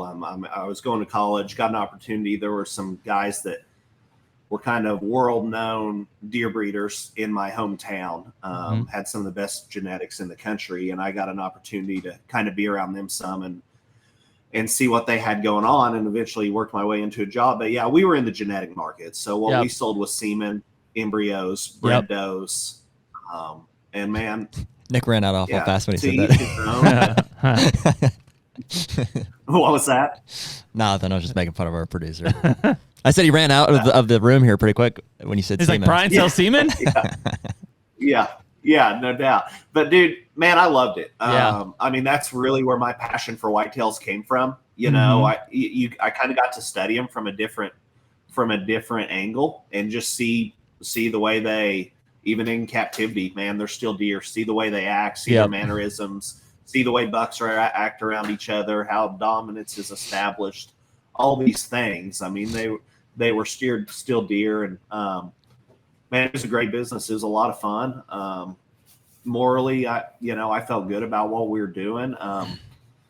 In fact, we kind of the herd that we started now has a ton of CWD resistance, and so, down the road, I think there's going to be a different light kind of shed on deer breeding as people continue to breed these CWD resistant deer, and man, who knows where that market could go. Mm-hmm. I mean, it sounds like it is. Is that something you've got like fairly extensive knowledge on? Then it's like the genetic aspect of. I get kind of my question there is like, and I mentioned to you earlier, we're working on, getting Seabury on at some point to talk about the Oklahoma deal. It's the only state I know of that's approved the releasing of pen raised deer to combat CWD. I think the concern, or like the Jeremy and I have, would be like, well, if we can all get on board with that, we're like, yeah, we'd like to see CWD like prevented or mitigated in some way, but we don't want the genetics of a wild deer herd altered necessarily. Speaking to like body weight or antler size, or it's like, man, we want what we want. Like, I don't just want a bunch of roided up deer running around. I mean, what's the risk of that happening? Yeah. So you want me to hit back at you on one? Yeah. Like if you're if you're a deer breeder, like that was the one thing that we always got, like the roided up deer, and it's like, guys, steroids grow muscle, not bone, right? So sure, these deer that are big, giant, non-typical deer, I mean, that was genetics, right? Yeah, and I'm making like a comical statement. I know it's not steroids, but they are genetically but I much bigger. Fair enough. Yeah, but no, it's, man, I get it. I mean, I understand both sides of the topic, but even if like, let's just say you take a wild doe, you bring her into captivity and breed her to a giant buck, a 300-inch typical buck. Mm-hmm. The genetics can only cross so far, right? Like that fawn, if he grows up to be a 4 or 5 year old deer, is he going to be bigger than he would have been if he was bred in the wild? Yes, but it's not like he's going to go be a 250-inch deer in the wild. Like it took years and years and years and years of stacking the best genetics on top of the best genetics to get deer to where they were in captivity. So that gene pool, it's not something that you would just see that effect immediately. Mm-hmm. Right. But it is entirely possible, right? I mean, especially if you're releasing both sexes and they happen to breed in the wild. Yeah, but it's still crossing, right? Like, I mean, it's not like a captive herd would only be breeding a captive herd in the wild. So like, you may get a deer that's 50% captive, 50% wild, but yeah, those genetics they're not going to just transform. And I'll tell you another interesting thing on genetics, like what we always told everybody, and it's when you want to get into talking about managing wild deer, it's interesting, but we always said that the genetics was 60% the doe, 30% the buck, and then 10% nutrition, was what made a buck great. And so that's a whole nother topic too. Mm-hmm. And does that hold true? I mean, you still think that is? Yeah, I believe that to be true. Yeah. Interesting. Why is it weighted more towards the doe than the buck? Well, I mean, and I'll just talk, on my experience, but we had does, that we bred in captivity that 100% would not miss. They were going to throw, if they threw a son, he was going to be a giant, right? Every single time. It didn't seem like it mattered what buck we would breed him to. And then we have these bucks that their offspring, you know, the really good bucks, their offspring 6 out of 10 grow into be giants, but not all of them. Like, and so it's just there's something with the doe and what they carry that it has a big impact on what their offspring turn out to be. Interesting. Makes sense.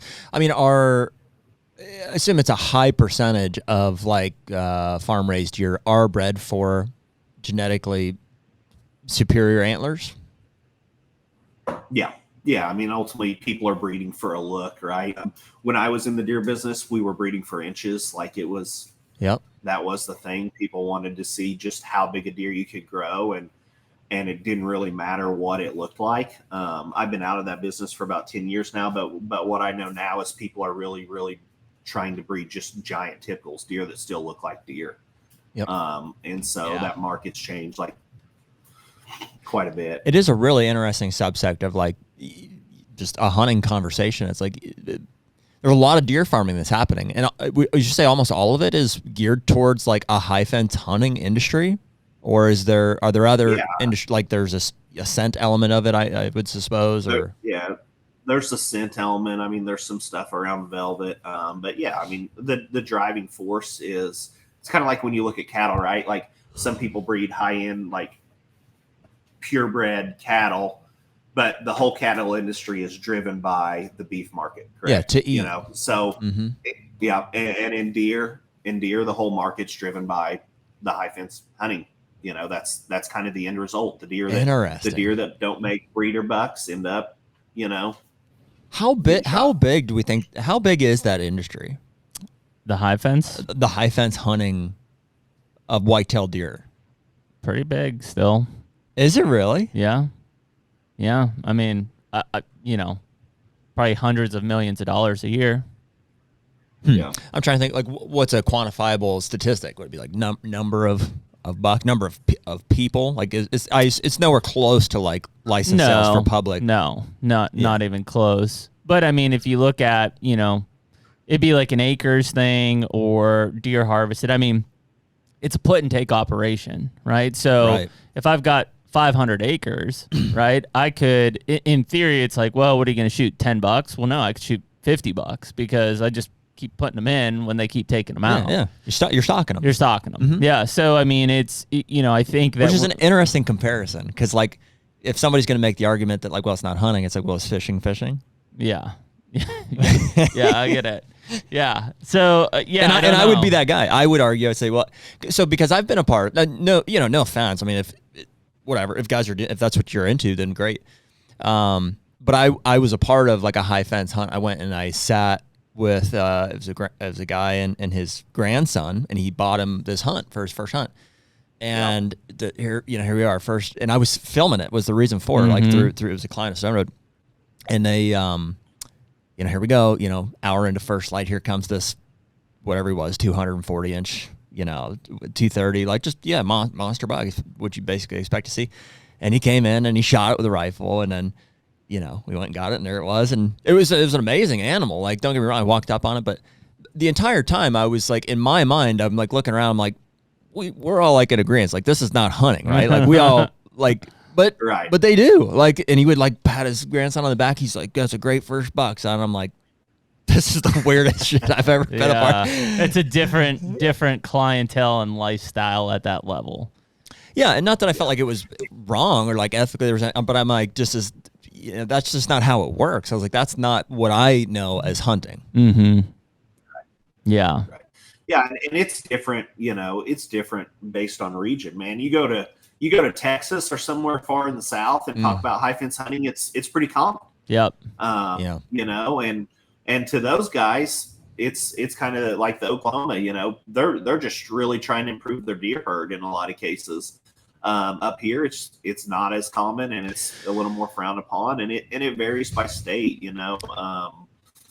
Certain states you can kill deer in a really small pen. Certain states have regulations, about the size of the enclosure, and so it's all different. And I would say I've seen some those experiences can look a lot different too. For sure, they're not all what you described. I mean, some of them are. Yeah. Some of them are a little more hunting. I personally oversaw a high fence hunting operation for a few years, and dude, there were some deer in that enclosure that I would never see. I would never get them on camera. We could never get them to come into a food plot. We'd find their sheds every year. At the end of the day, some deer are still deer. It's, and it's like, it's same. I mean, same argument can be made about people hunting within city limits, right? Those deer act, behave, move differently. They're more used to people. They're more used to the scent.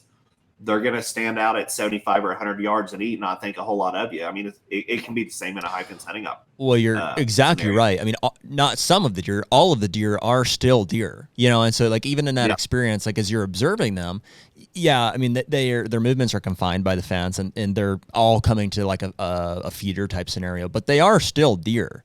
You can learn a lot by observing them, but it's an interesting, like, as each of us weighs like our okayness with like hunting high fence deer, it's like the size of the fence definitely does play a role, because it's like, okay, so if it's 100 acres, we're like, that's a pretty confined space. Like there's no real, ability for that deer to evade you. You could argue either side of that, I guess, but as an example. And then you say, okay, well, let's say 1,000 acres is fenced. And you're like, I mean, it still doesn't feel right. Like I don't want to have to go into an enclosure. Like there's still a fence. Like there's still the element of like they can't get out. Let's say it's the whole state is fenced. Just hypothetically, you're like, well, I mean, they can't travel that far anyways. Yeah. So like, does it matter at that point? I mean, if you're on the borders, it matters, but otherwise, it's like, if you're on the borders, doesn't matter. It's gonna affect that. So probably, I mean, just for the sake of walking that out, it probably is like the maximum size of a deer's home range is what you would be okay with. You're like, if I can be guaranteed it's not going to affect this deer's movement at all. Yeah. That's kind of interesting to consider. It is. Well, and I mean, especially now, I mean, dude, the lines are blurred because there are guys, consultants that we know that are prescribing, even partial fences, I don't like that. I don't like it either.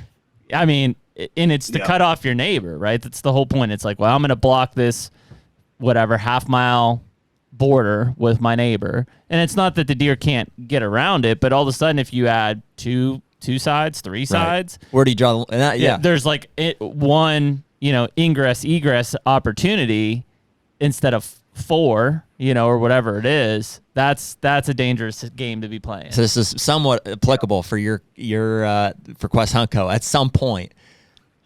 How many fences will you tolerate in the competition? Oh man! Does one side fence? I think it's gonna be a question that has to come up on the lie detector, because it's happening right now in the Midwest a lot. Ultimately, I think for us it would just come back to what's legal in your state. Right.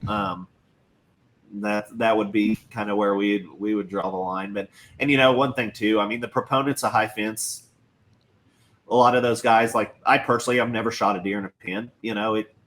It wasn't for me, but man, I really loved what I did for a living. Like I really did.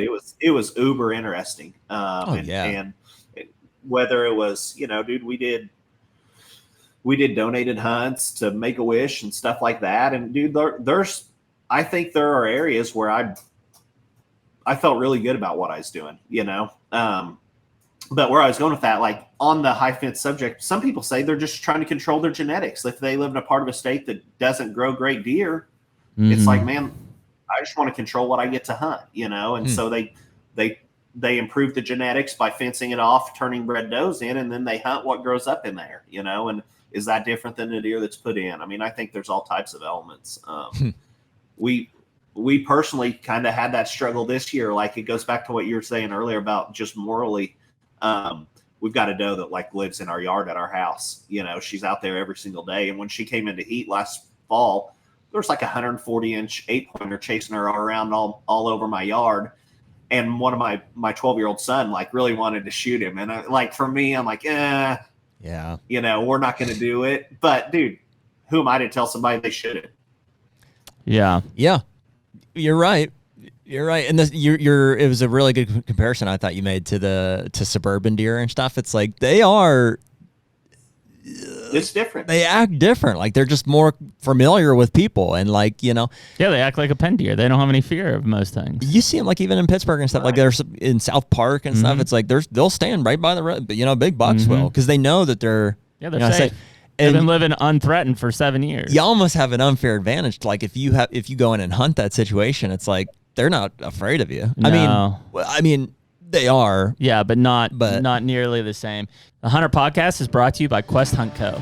Man, it seems like as technology and social media and stuff just gets incorporated into our daily lives in the deer season more and more, it's like we're always looking for ways to just dial it back, spend more quality time with deer hunters, and really make deer hunting and deer camps great again. Yeah, and I mean, we've all been part of that annual buck pull, whether it's at your camp or the local fire department, and we're trying to bring that feeling back with Quest Hunt Co. to be able to compete against other people in your state, but also be part of a national competition. You can sign up in as many states as you want to enter deer that at the end are going to get scored, and you have an opportunity to win some big prizes. And there's an in-person banquet in February that Jeremy and I are going to be at, where those prizes are going to get held out. I think we're going to do some sort of whatever, live podcast or speaking. We'll figure that out. But just looking forward to spending time with people who sign up for the tournament. Yeah, so you can go to Quest Hunt Co. and sign up. Use the code HUNTR15 at checkout. They'll save you a little bit of money, and then hopefully we'll be able to see you in Missouri in February of 25 at the annual convention. To make this season a quest. Yeah, and I mean, like Brian was saying about the South, like when I lived in Mississippi, I worked in Mississippi and Alabama on a lot of different high fence projects. Most of them were not putting in genetics. They were simply high fencing to control that population and to feed and to get old and to basically take away the other hunting competition around them. They were large places. If you looked at the deer that they were harvesting, like nothing was like, they weren't killing like 180s where they should have been killing 130s. Like they were killing 130s where they were killing 120s. Like it wasn't, and a lot of it is because, especially on those large scale things, like nutrition still has a giant role in this game. And if you're not harvesting, it's like a pond. If you're not harvesting enough fish out of that pond, it gets overpopulated and the food dwindles quickly. And you can't just supplementally feed 2,000 acres to like, control their food ingest like you would in a smaller, fenced area when you're raising bucks for genetics and antler size. So it is interesting. Yeah, I mean, if you go into Texas, most of those big ranches in South Texas they're high fenced. Like, and that's right. The norm. And what is the reason for that in Texas? Is it poaching related? Is it pressure related? I think it's probably just control what you can control type of relation. More privatization to it. Trying to manage and take out the factors that they can't control, which would be like deer leaving the property, getting shot, or things, stuff like that. So, yeah, it's an interesting conversation. It's like, people believe that's where hunting's going anywhere. And I don't think that they're right, but I mean, they're like, listen, the way that land and privatization's going, like everybody's just going to start high fencing. And I don't think that's the case. But all of a sudden, like I'm looking at social media and there's guys that are fencing 2-3 sides of their property. I'm like, shit, maybe I'm wrong on this. Yeah. And I don't know. Like if you were to ask me at face value, like, are you okay, not are you okay with, but are you interested in hunting a high fence deer? I'd say, no, I'm not. I'm interested in hunting wild deer because of the elements that I can't control. I mean, that's what makes killing one of them so rewarding. Yeah. Is like, man, this thing went through so many elements that were out of my control. But, you want to have, if it's that or no opportunity, it's like, whether it's the state's mismanagement of the resource or like a neighbor situation that just it can't provide a situation you want. I don't know. I mean, I guess yeah, there are always things that could come up that it's in my nature to be like oversympathetic with. I want to understand how somebody ends up in that situation. Like, so an argument where guys were like, well, I have one fence between me and this neighbor. At face value, I'd be like, can't do that. Like that's not good. But it's like, if that neighbor is illegally baiting and shooting every buck off the property, then I certainly sympathize with that situation. I don't know if I can, say, yeah, fence is the move, but like, I don't know what the answer is there. Right. I don't like it. Yeah. Yeah, I think that's a good point. And like, I can tell you guys, like that's something personally, like I ran into, I manage a farm in northern Missouri for a guy. It's 1,500 acres. And There's a neighbor that owns 12. And when we bought this farm, the previous owner had high fenced that neighbor out because he was constantly shooting deer across the fence and doing all types of things he shouldn't. And I haven't made the decision yet to go take that fence down. Right. Right. I mean, it's 200 yards long on a 1,500 acre farm. And if you had asked me 3 years ago if I would have ever fenced off a neighbor, I'd be like, no. But in this case, it's like, Yeah. it's not worth the effort. You're like, somebody put in a lot of work to open- get this thing here. It'd be ashamed to do it. Yeah. Yeah. It's not worth the effort to open this guy's range back up. Right. You know, It's there. Yeah. Well, and that's where the illegal side comes in, because it's like, if you're just losing deer and guys are shooting deer, like that's just part of it being free range, right? Like I wonder that where happens. most Right. states draw the line on that. Like in terms of I bet in terms of what's allowed in terms of fencing without like a permit and stuff. yeah, that's an interesting question. I don't know. Yeah, I like don't one know. fence, I don't think anybody's gonna have an issue with. Like No. one side, I two wouldn't say. sides, Probably not. three sides. Now you're I mean, there's still. is it the fourth side? Like how I would assume so. There's still a way for them to get in and out with three sides. in any state you think? I don't know about any state, but I would say in most states, I would say it goes back to what we talked about a few weeks ago, which is it's a gray area, and I bet it's not defined in most states. Yeah, I bet it's not too. Yeah, I would say you're right. I also think one side's not enough. Yeah. I think that's too much. Not enough, too much. I think that's you're really manipulating deer movement with If you three really want to sides. push it, what if it's high fenced on three sides and there's like a Just big openings to creek or river on the other? Yeah, well, I've seen that. Yeah. I saw that in Alabama. we The definitely guy- see I that. don't Yeah. know. I walked in and I was like, oh, I didn't know this was a high fence. He's like, it's not. I was like, Oh, no. I was like, it's not. He's like, Yeah. well, no. He's like, it's only high fence on three sides, and there was a giant river on the other side. And I was like, yeah, I mean, the deer can swim across it and stuff. His reasoning, and again, maybe that's what was for hogs, in that when he without the fence, like he could just continually shoot hogs and like have zero effect. He had hired helicopters, he had thermals, like he could not keep them in check. When he fenced three sides except for the river, he still had them come in. Hogs would come through the river and stuff, but it was at a much less rate than he had seen before. So, yeah, I mean, again, it's like that's giant manipulation of the landscape. Sure, I mean, it got what you wanted done, but at the same time, it's like that's free range in your area. You've got pigs and they destroy things, and like you can try to keep shooting them, but like they're just still going to be there. So, and let's be honest, like from an economical side, like most of us normal people are not going to put up, a half-mile high fence tencel. That's expensive. What are we talking? How expensive is it? I bet it's expensive. I'm just curious.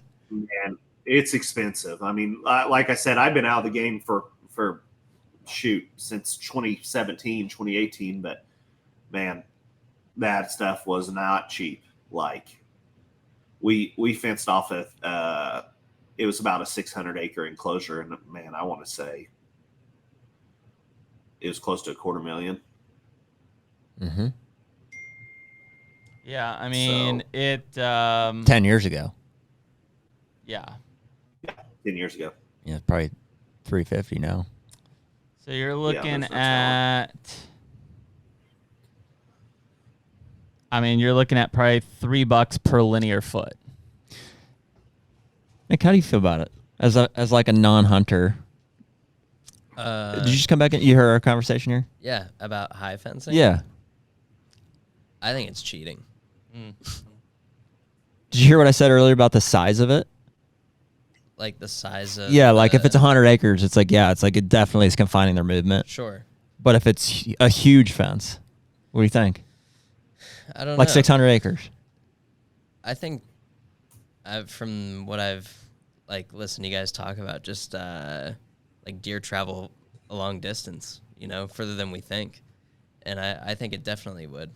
Yeah, manipulate that's the deer right thought movement. process. You said because if it's like affecting their movement at all, or has the ability to, Which is, then it's cheating, Yeah. or it is considered high fencing, whatever we're gonna call It's that. basically the equivalent to like using corn in a stock trout pond.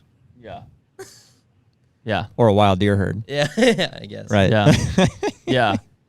Yeah, it's a weird thing when you look at boundaries, right? Because like to your point, like if my pond ever fills up and I put fish in it, like there's boundaries that those fish are not leaving, right? And so, well, but fish are fish, and deer. I mean, they are it's a different animals. resource in that side, but theoretically, the same thing. And so, but it's why a lot of guys don't like to fish, small lakes and ponds. They'd rather fish rivers or the Great Lakes or something because it feel like it's more of a challenge, right?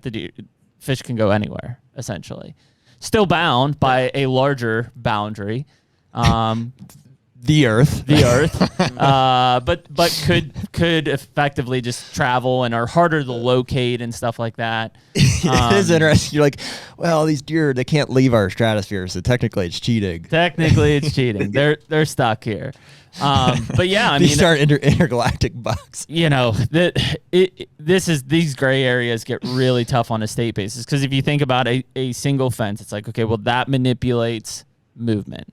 A bait pile manipulates movement. Food plot in the middle of woods manipulates movement.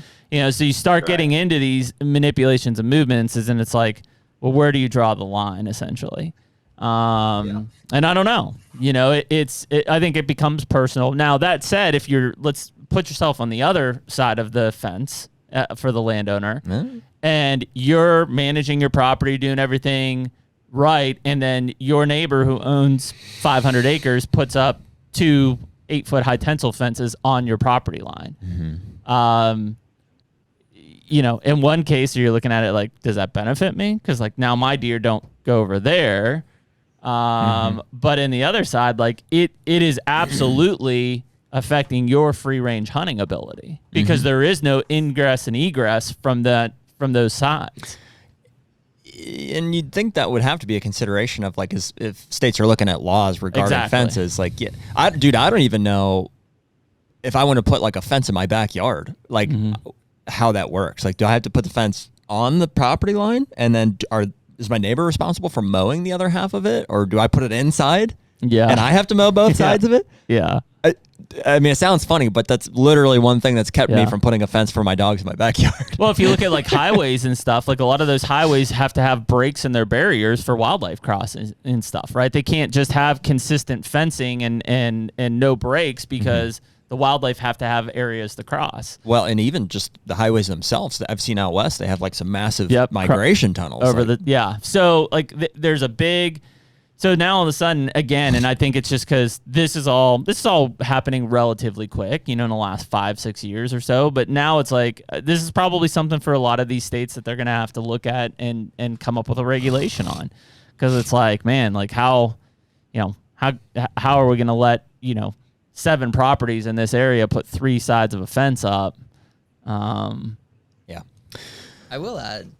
Go ahead. I think more than anything, it's just like ethically wrong and morally wrong. I think if you were doing it for like the purposes of like studies of like CWD or something like that, I think it would be fine. But you think it's not fair to the animal to hunt them in an enclosed enclosure? Well, they're wild animals. They're public resource. Yeah, exactly. Well, but they're not in that case. They're not. It's a privately owned resource in a high fence. Yeah, but not on 3 sides. It's like cat. They're like domesticated. If you've got a fence, that's a law. If you've got a fence on 3 sides, it's still a public resource. Oh, I think so. I mean, that's the kind of it is what we're talking about here. But yeah, the moment you close it in, now it's a private resource. Yeah, if it's fenced in, you can own a private deer herd. I mean, that's even if they're from the wild. Certain states. No. Well, yeah. Traditionally, no. I mean, I think in some and we'd have to go to the bylaws on this one, but I think in some states, like you can like catch wild does and breed them to captive bucks and stuff, or catch and release. But I think a lot of that climate's changing too around CWD. But like in Missouri and in most states, no, you can't put a wild animal in captivity. Right. You can't take a wild deer. Yeah. So most of them are born and raised in pens. They're domesticated. I don't know if domesticated is the right word for it, but they're not wild. Well, that's why most of them are managed under Department Captive. of Agriculture. Yep. And not the fishing Right. game or DNR or DEC or whatever you got. And I think one other point that's interesting and maybe worth making too is I don't think, and again, I've been out of this space for a long time, but I was in it for a while as well. I don't think people who hunt deer in captivity are ever trying to say it's the same. You know? So like when he made the comment, oh, it's cheating. Well, by what rules, right? Because they're not saying, hey, look at this deer. It's the same as the deer that you went out and killed on public land. They're just saying, hey, we like to kill deer in captivity. And so it's not like they're trying to put them in the same bucket. I think some of the clients are. Like if you go to like Manhattan and you go to the Manhattan offices, I've gone to some high fences up there, and I've gone into their office and they're like, yeah, check out that 250. And I'm like, if they are, right. if they are, which you're saying they are, I think it's out of maybe negligence is not the right word, but just they're naive about it. Yes, that's exactly what it is. Yeah. They're used to paying money to get the best of the best. Mm-hmm. And so that's what they're doing in that case, and assuming that it's apples to apples with what we've got around this room, and it's not. Well, so when I was on that hunt that I mentioned earlier that I was filming on, there was a guy that had killed a big deer, a wild deer, in Ohio. And the high fence thing was also in Ohio. And he was there and he shot this buck. And I thought it was really interesting. Like I talked to him for a little while trying to understand how could you go do that and then come do this. And he is kind of saying what you're saying, Brian. He's like, well, it's a different thing. Like this isn't. Yeah. He didn't say it's not hunting, but he's like, this is not that. This is a different activity. Mm-hmm. Right. Yeah, it is. It's a different clientele. It's a different type of hunter. In those sections, and people will listen to this and they'll say, well, they're not hunters. And okay, well, you can have that's this fine. argument, Yeah, I mean, we're not pointing fingers to saying anything's right or wrong. We're just it's an interesting. Right. But it is a big business. It still is. It's taken some hits here with CWD, especially. 20 years ago, a lot looser regulations. For people to be able to have successful businesses and have, especially a lot of like the mom and pop type, like smaller operations. Now with the amount of regulations in and stuff like that, it's pretty difficult for them. So, but still a big business. I think Pennsylvania still has 700 or 800 active deer farms in the state. Missouri's got a ton. Texas has got a ton. Those are the ones. They're cool. Ohio's They're got cool a to bunch. see. I mean, it's fun to see deer. They're just being deer. Yeah, and it is. I mean, there's all different types. Like you've got high fence operations for hunting. You've got, specifically in the genetic business. You've got some like from a university side and the research end of things. Like, there's a bunch of different reasons, and it is cool to see deer do what they do. I mean, Charlie Alsheimer with deer and deer hunting, had a huge enclosure that, that's where all the famous like pictures you see on deer and deer hunting magazines and stuff, these like up close, like not like super giant bucks, but like big mature bucks. And it's like, man, who's getting it's because they were in a high fence, and he, those deer were somewhat wild, but also very used to him being there so that he could capture all these like high quality photos and stuff like that. So I mean, it's a different thing. I think it's just, the reason I kind of bring it up now is like, as crazy as it seems, is there's a lot of people starting to fence sides, and it's like that escalated quickly.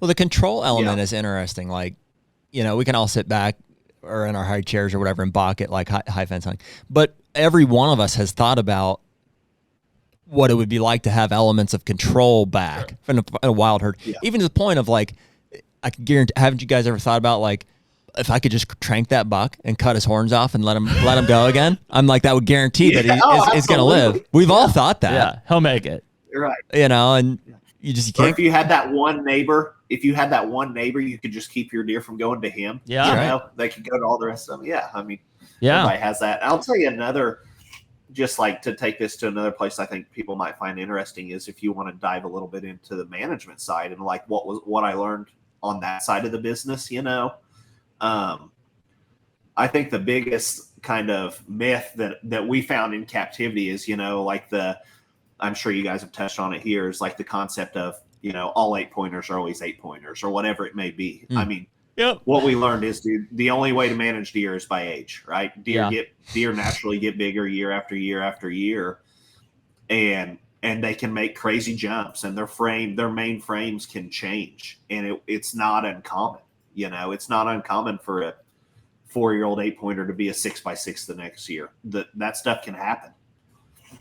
Yeah, interesting. You see that a lot.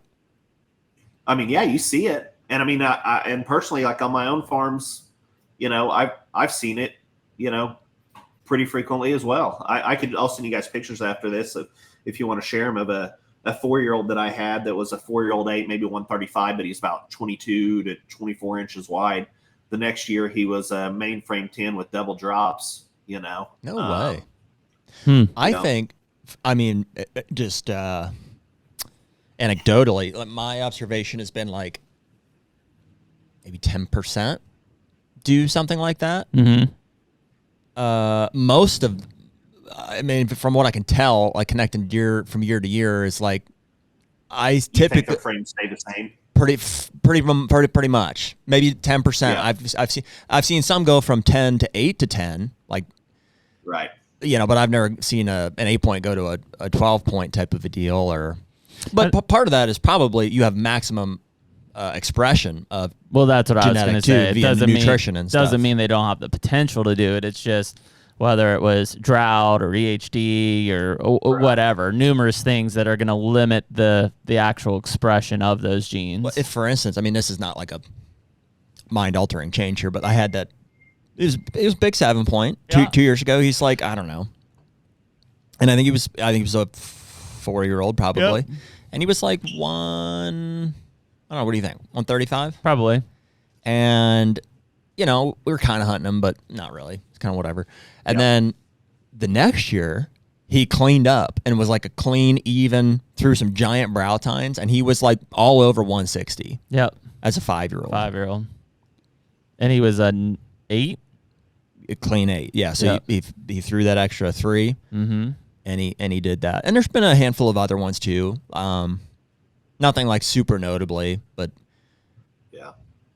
I don't know. And on that topic too, like I always ask people, like if you're saying, you don't want to hunt 8-pointers, so you're telling me that if your wild herd, you could grow a bunch of 170-inch 8-pointers, you wouldn't want to hunt those deer? Oh, those are freaking coolest bucks out there, man. Yeah, I mean, because if it's an 8-pointer, but he's carrying great time length and great beam length, like who doesn't want to see that deer in another year? Mm-hmm. It's score related. I just 8 points will never score as well as 10 points is all it comes down to. Right. And so guys want bigger scores, and so they want more points. They do. Yeah, and I mean, I don't think anybody gets in. I mean, people will say that kind of stuff, and I mean, the reality is most of those deer at maturity are going to be 8 points. That's the frame of a whitetail. But I mean, there's properties and pockets where I hardly ever see an 8-point. I see 9s, 10s, and plus like all the time. Those are good properties. You want those properties for sure. High scoring properties. Yeah, but if you can get them old, the thing is that's Definitely. great if you've got 9 and 10-year-old, 2 and 3-year-olds. But if they don't get any older than 3, that's not going to do you anything.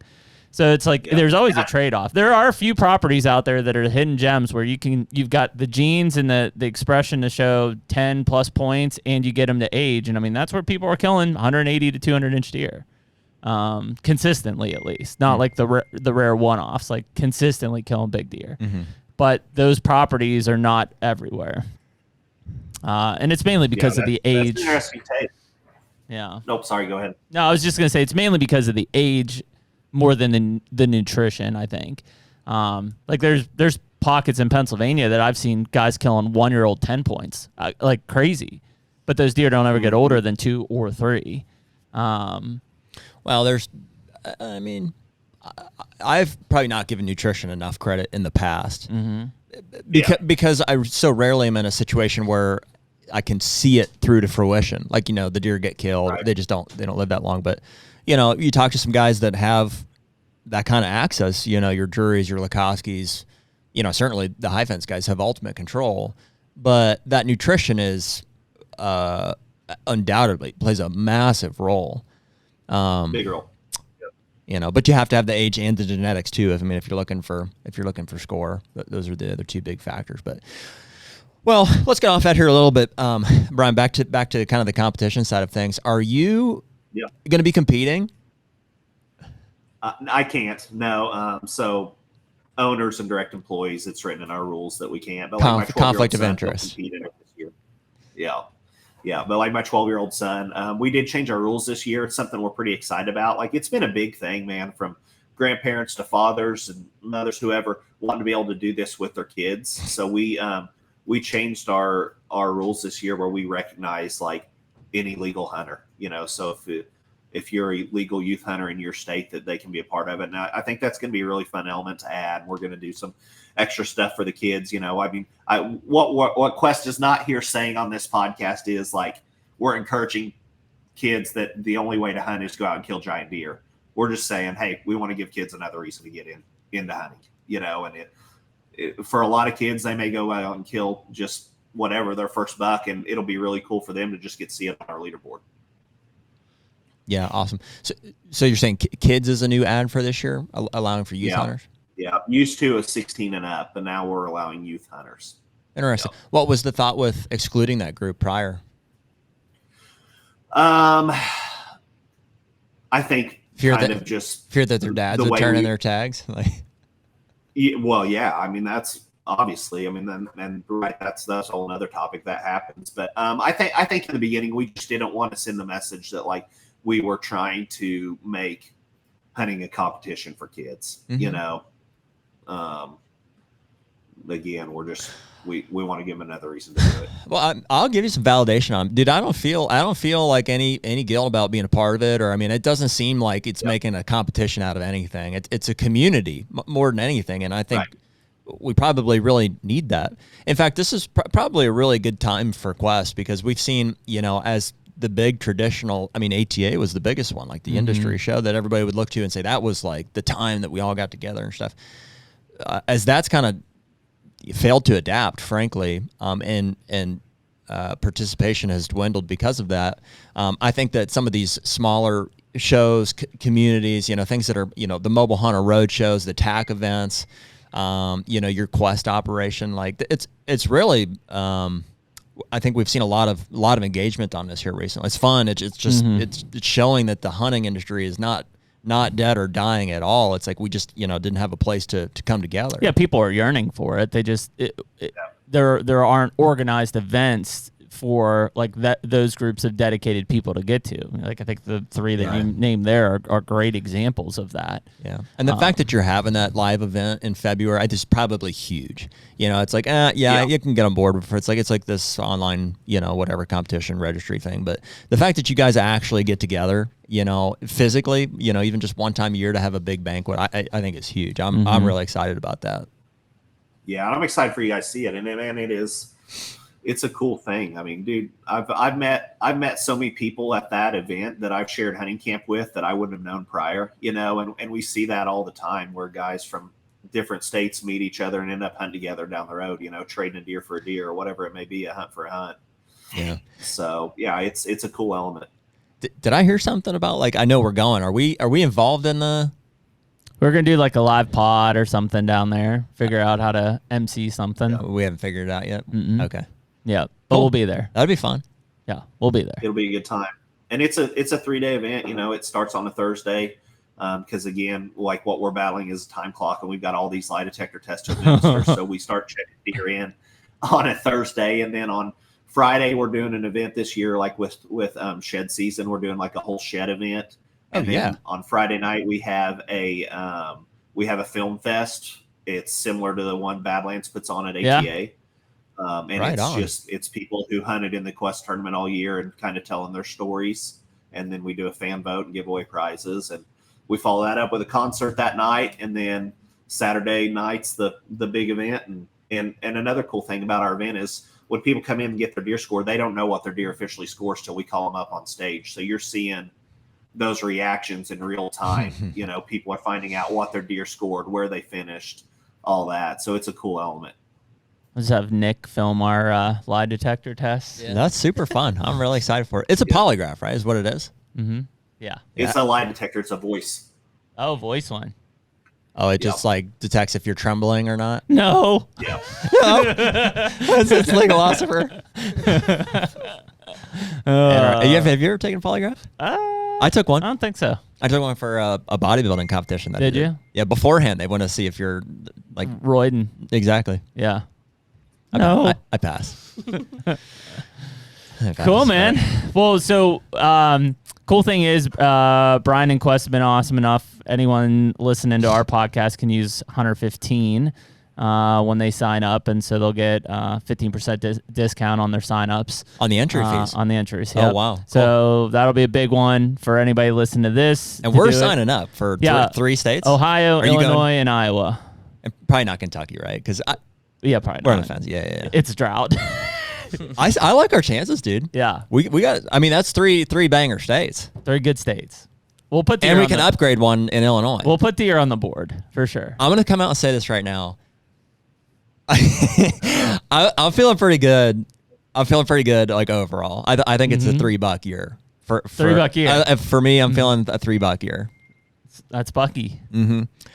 Well, and I don't know what your Ohio Kentucky situation is, but I would say it's at least one or two in Illinois, Iowa for you as well. Mm-hmm. Yeah. So add a third to it if you want. But. Yeah, I probably will. Dude, I've got some pinned down in Ohio right now. Yeah. Like not mega giants, but I mean deer I'd be more than happy to shoot. Oh, for sure. Yeah, it'll be fun. I mean, just to be in and part of the competition and get to come out there and see everybody, like that'll be. One is a mega giant in Ohio, actually. That'd put us on the board. Put us on the board. That'd be a good start. We can see all the prizes on the website. Yeah, prizes are live on the website. You can go check them out. And along with all the brands you get a discount on for signing up. So like we said earlier, there's 50 brands. And what are some high ticket items? What are some of the big prizes this year? Matthews bows, Rectech grills, Hawk box blinds, big Vortex optics package. Man, bows are in there a few times, so it's like I think this year it's like 10th, 7th, and then like second place. Like second place is fully loaded out Matthews. Those are a big one. You guys doing anything still with like UTVs or ever dabbled with trucks or anything like that? No, man, we haven't. We removed the UTVs, frankly, just because they ate up all our prize pack money in the first place. Mm-hmm. You know, so the guys who won went home super happy, but the guys who traveled across the country for the smaller prizes like 10th place, we just kind of redistributed that money. Yep. So you're buying all the prizes with money rather than asking companies for product? I mean, we get, companies work with us. Like there's obviously added value for us to market their products, but yeah, we buy those prize packs. Interesting. We could probably help those guys with that a little bit too. Mm-hmm. You should structure something in the future with like if Chris and Taylor are able to work with you for as far as like a package for cell cams, especially on the data side of things. Oh yeah, I feel like that's man. Yeah, that's a huge deal. That's a big one. That's a huge deal. Big deal. That's cool, man. Oh, another cool thing. I can't believe I didn't mention this, but people who sign up and choose to auto renew for their 125, they get a Muddy Manifest 2.0 just for picking auto renew. So there's the majority of their money back in just signing up. Yeah, that's awesome. For signing up like a year in advance, basically, just for rolling it over from year to year. Yeah, just for simply clicking auto renew, and heck, if they want to, they can go in 3 months and cancel it. But just added value. That's cool. Very cool, man. Yeah, it'll be exciting. We'll see. I know I talked with Brian. I think we're sometime maybe in August or early September. We'll try to get some of last year winners on a podcast, like maybe bring 2 or 3 groups in and rotate them through on a pod just to kind of talk about last year's success, those bucks, those stories, those kind of things to get us all kind of amped up for the season side of things. Cool. So, do you have any other like I don't want to call them celebrities, but like industry guys that have entered deer or anything like that? No, we kind of exclude like the big names. So the people that truly make money, the guys you stated earlier, the Drurys, Lakoskis, the Greg Lessingers of the world. They would be excluded? We don't allow them to be part of this. They're not allowed. What's that? But we're allowed. So. Yeah, we're not big. We're not big guys. Okay, we haven't got there yet. Yeah, we're not there yet. Yeah, they're like, let's see what these guys kill. Yeah, they're in. Yeah, they're fine. We don't have to worry about that. They're fine. We'll take their money. Interesting. Cool, dude. Well, man, we appreciate you coming on, and like I said, I look forward to hear, towards the end of summer, getting some of the winners on from last year, to be able to get in. Again, we'll have in a link and stuff, the HUNTR 15 code, and link over to get registrations in, man. But we're excited about it. It'll be a fun fall, and then we look forward to February when we all can get together and do some cool stuff. Yeah, appreciate it, guys. Thanks for having me, and I look forward to seeing the deer you guys get submitted this year. So that'll be fun to watch.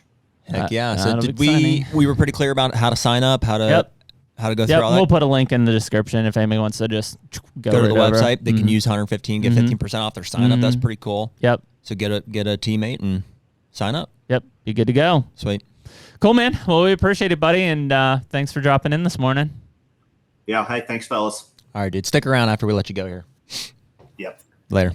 HUNTR Podcast is brought to you by Pure Wildlife Blends. Yeah, buddy. We're doing a lot of food plots this year. It seems like the planning, the preparation, like the coordinating for getting everything, in the ground, is like it just never ends. Yeah, and I just got off an 18-hour bender where I'm on multiple farms getting everything ready. But this year, fortunately, we've got Pure Wildlife Blends, which is Jeff Sturgis. Who better to partner with for our food plot program than a guy who's got 30 years of experience, been on thousands of farms. I mean, the guy lives and breathes food plots.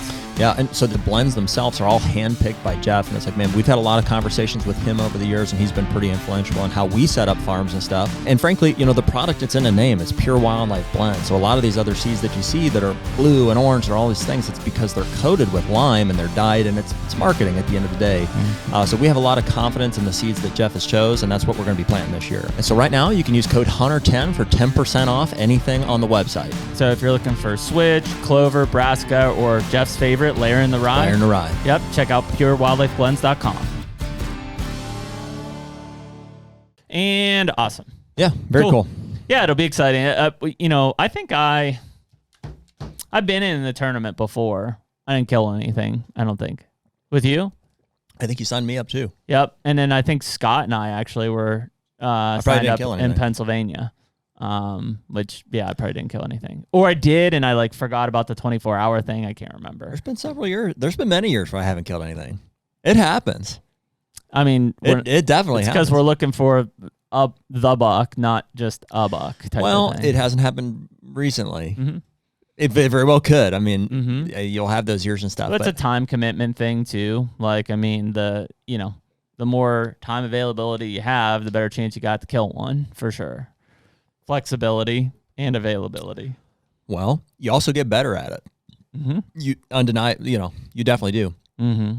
Just growing up, it was like, there were just years where I just couldn't catch up with one for whatever reason, or I blew opportunities. That definitely happened. Yep.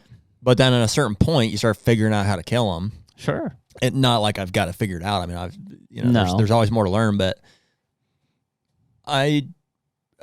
it's been a few years now since I've gone without killing one. I think it's, you go back to 15 years ago, I just hunted. I didn't even pay attention to the wind, right? 10 years ago, it was like I didn't pay attention to access. I just got into a spot.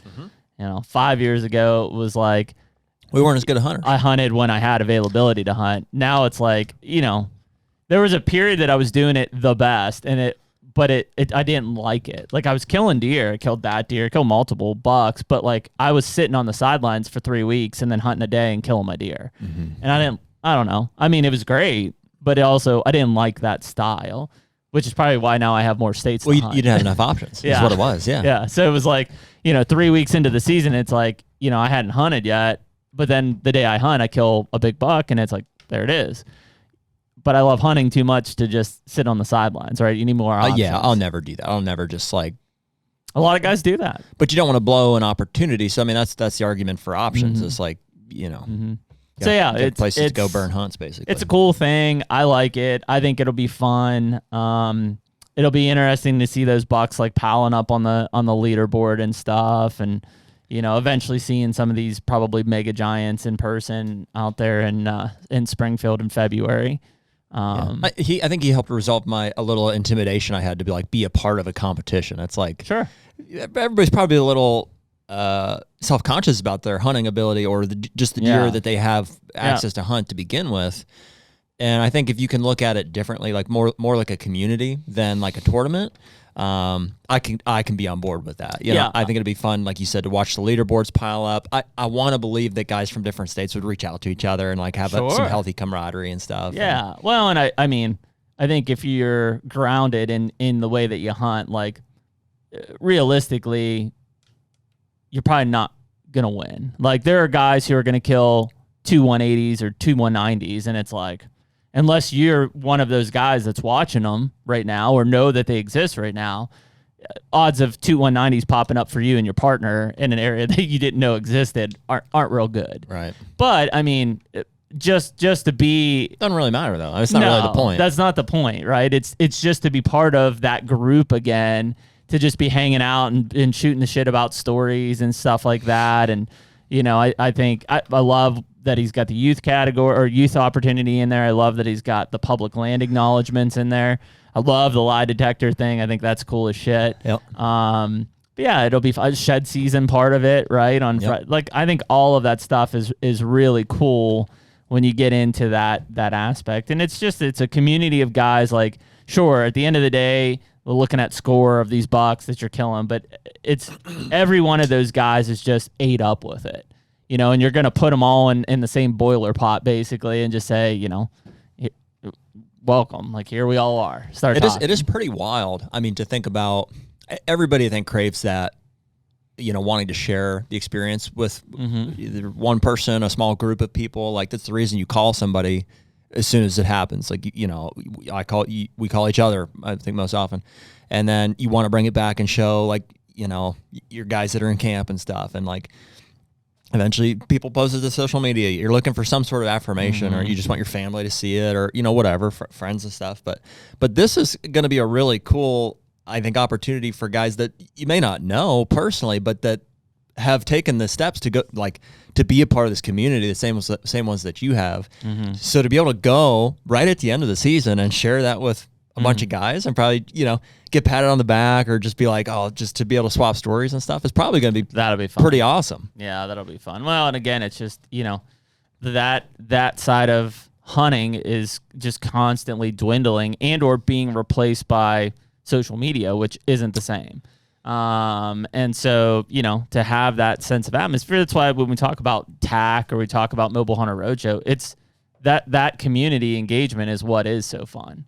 It's kind of wild, like you're saying, whether TAC or any of these events where you get together, to realize, it's like you see them on social media, like people commenting, or like people are obviously consuming the content and stuff, but like it's a very individual sport. Like most of the year, it's just you and I talking about our hunting situations.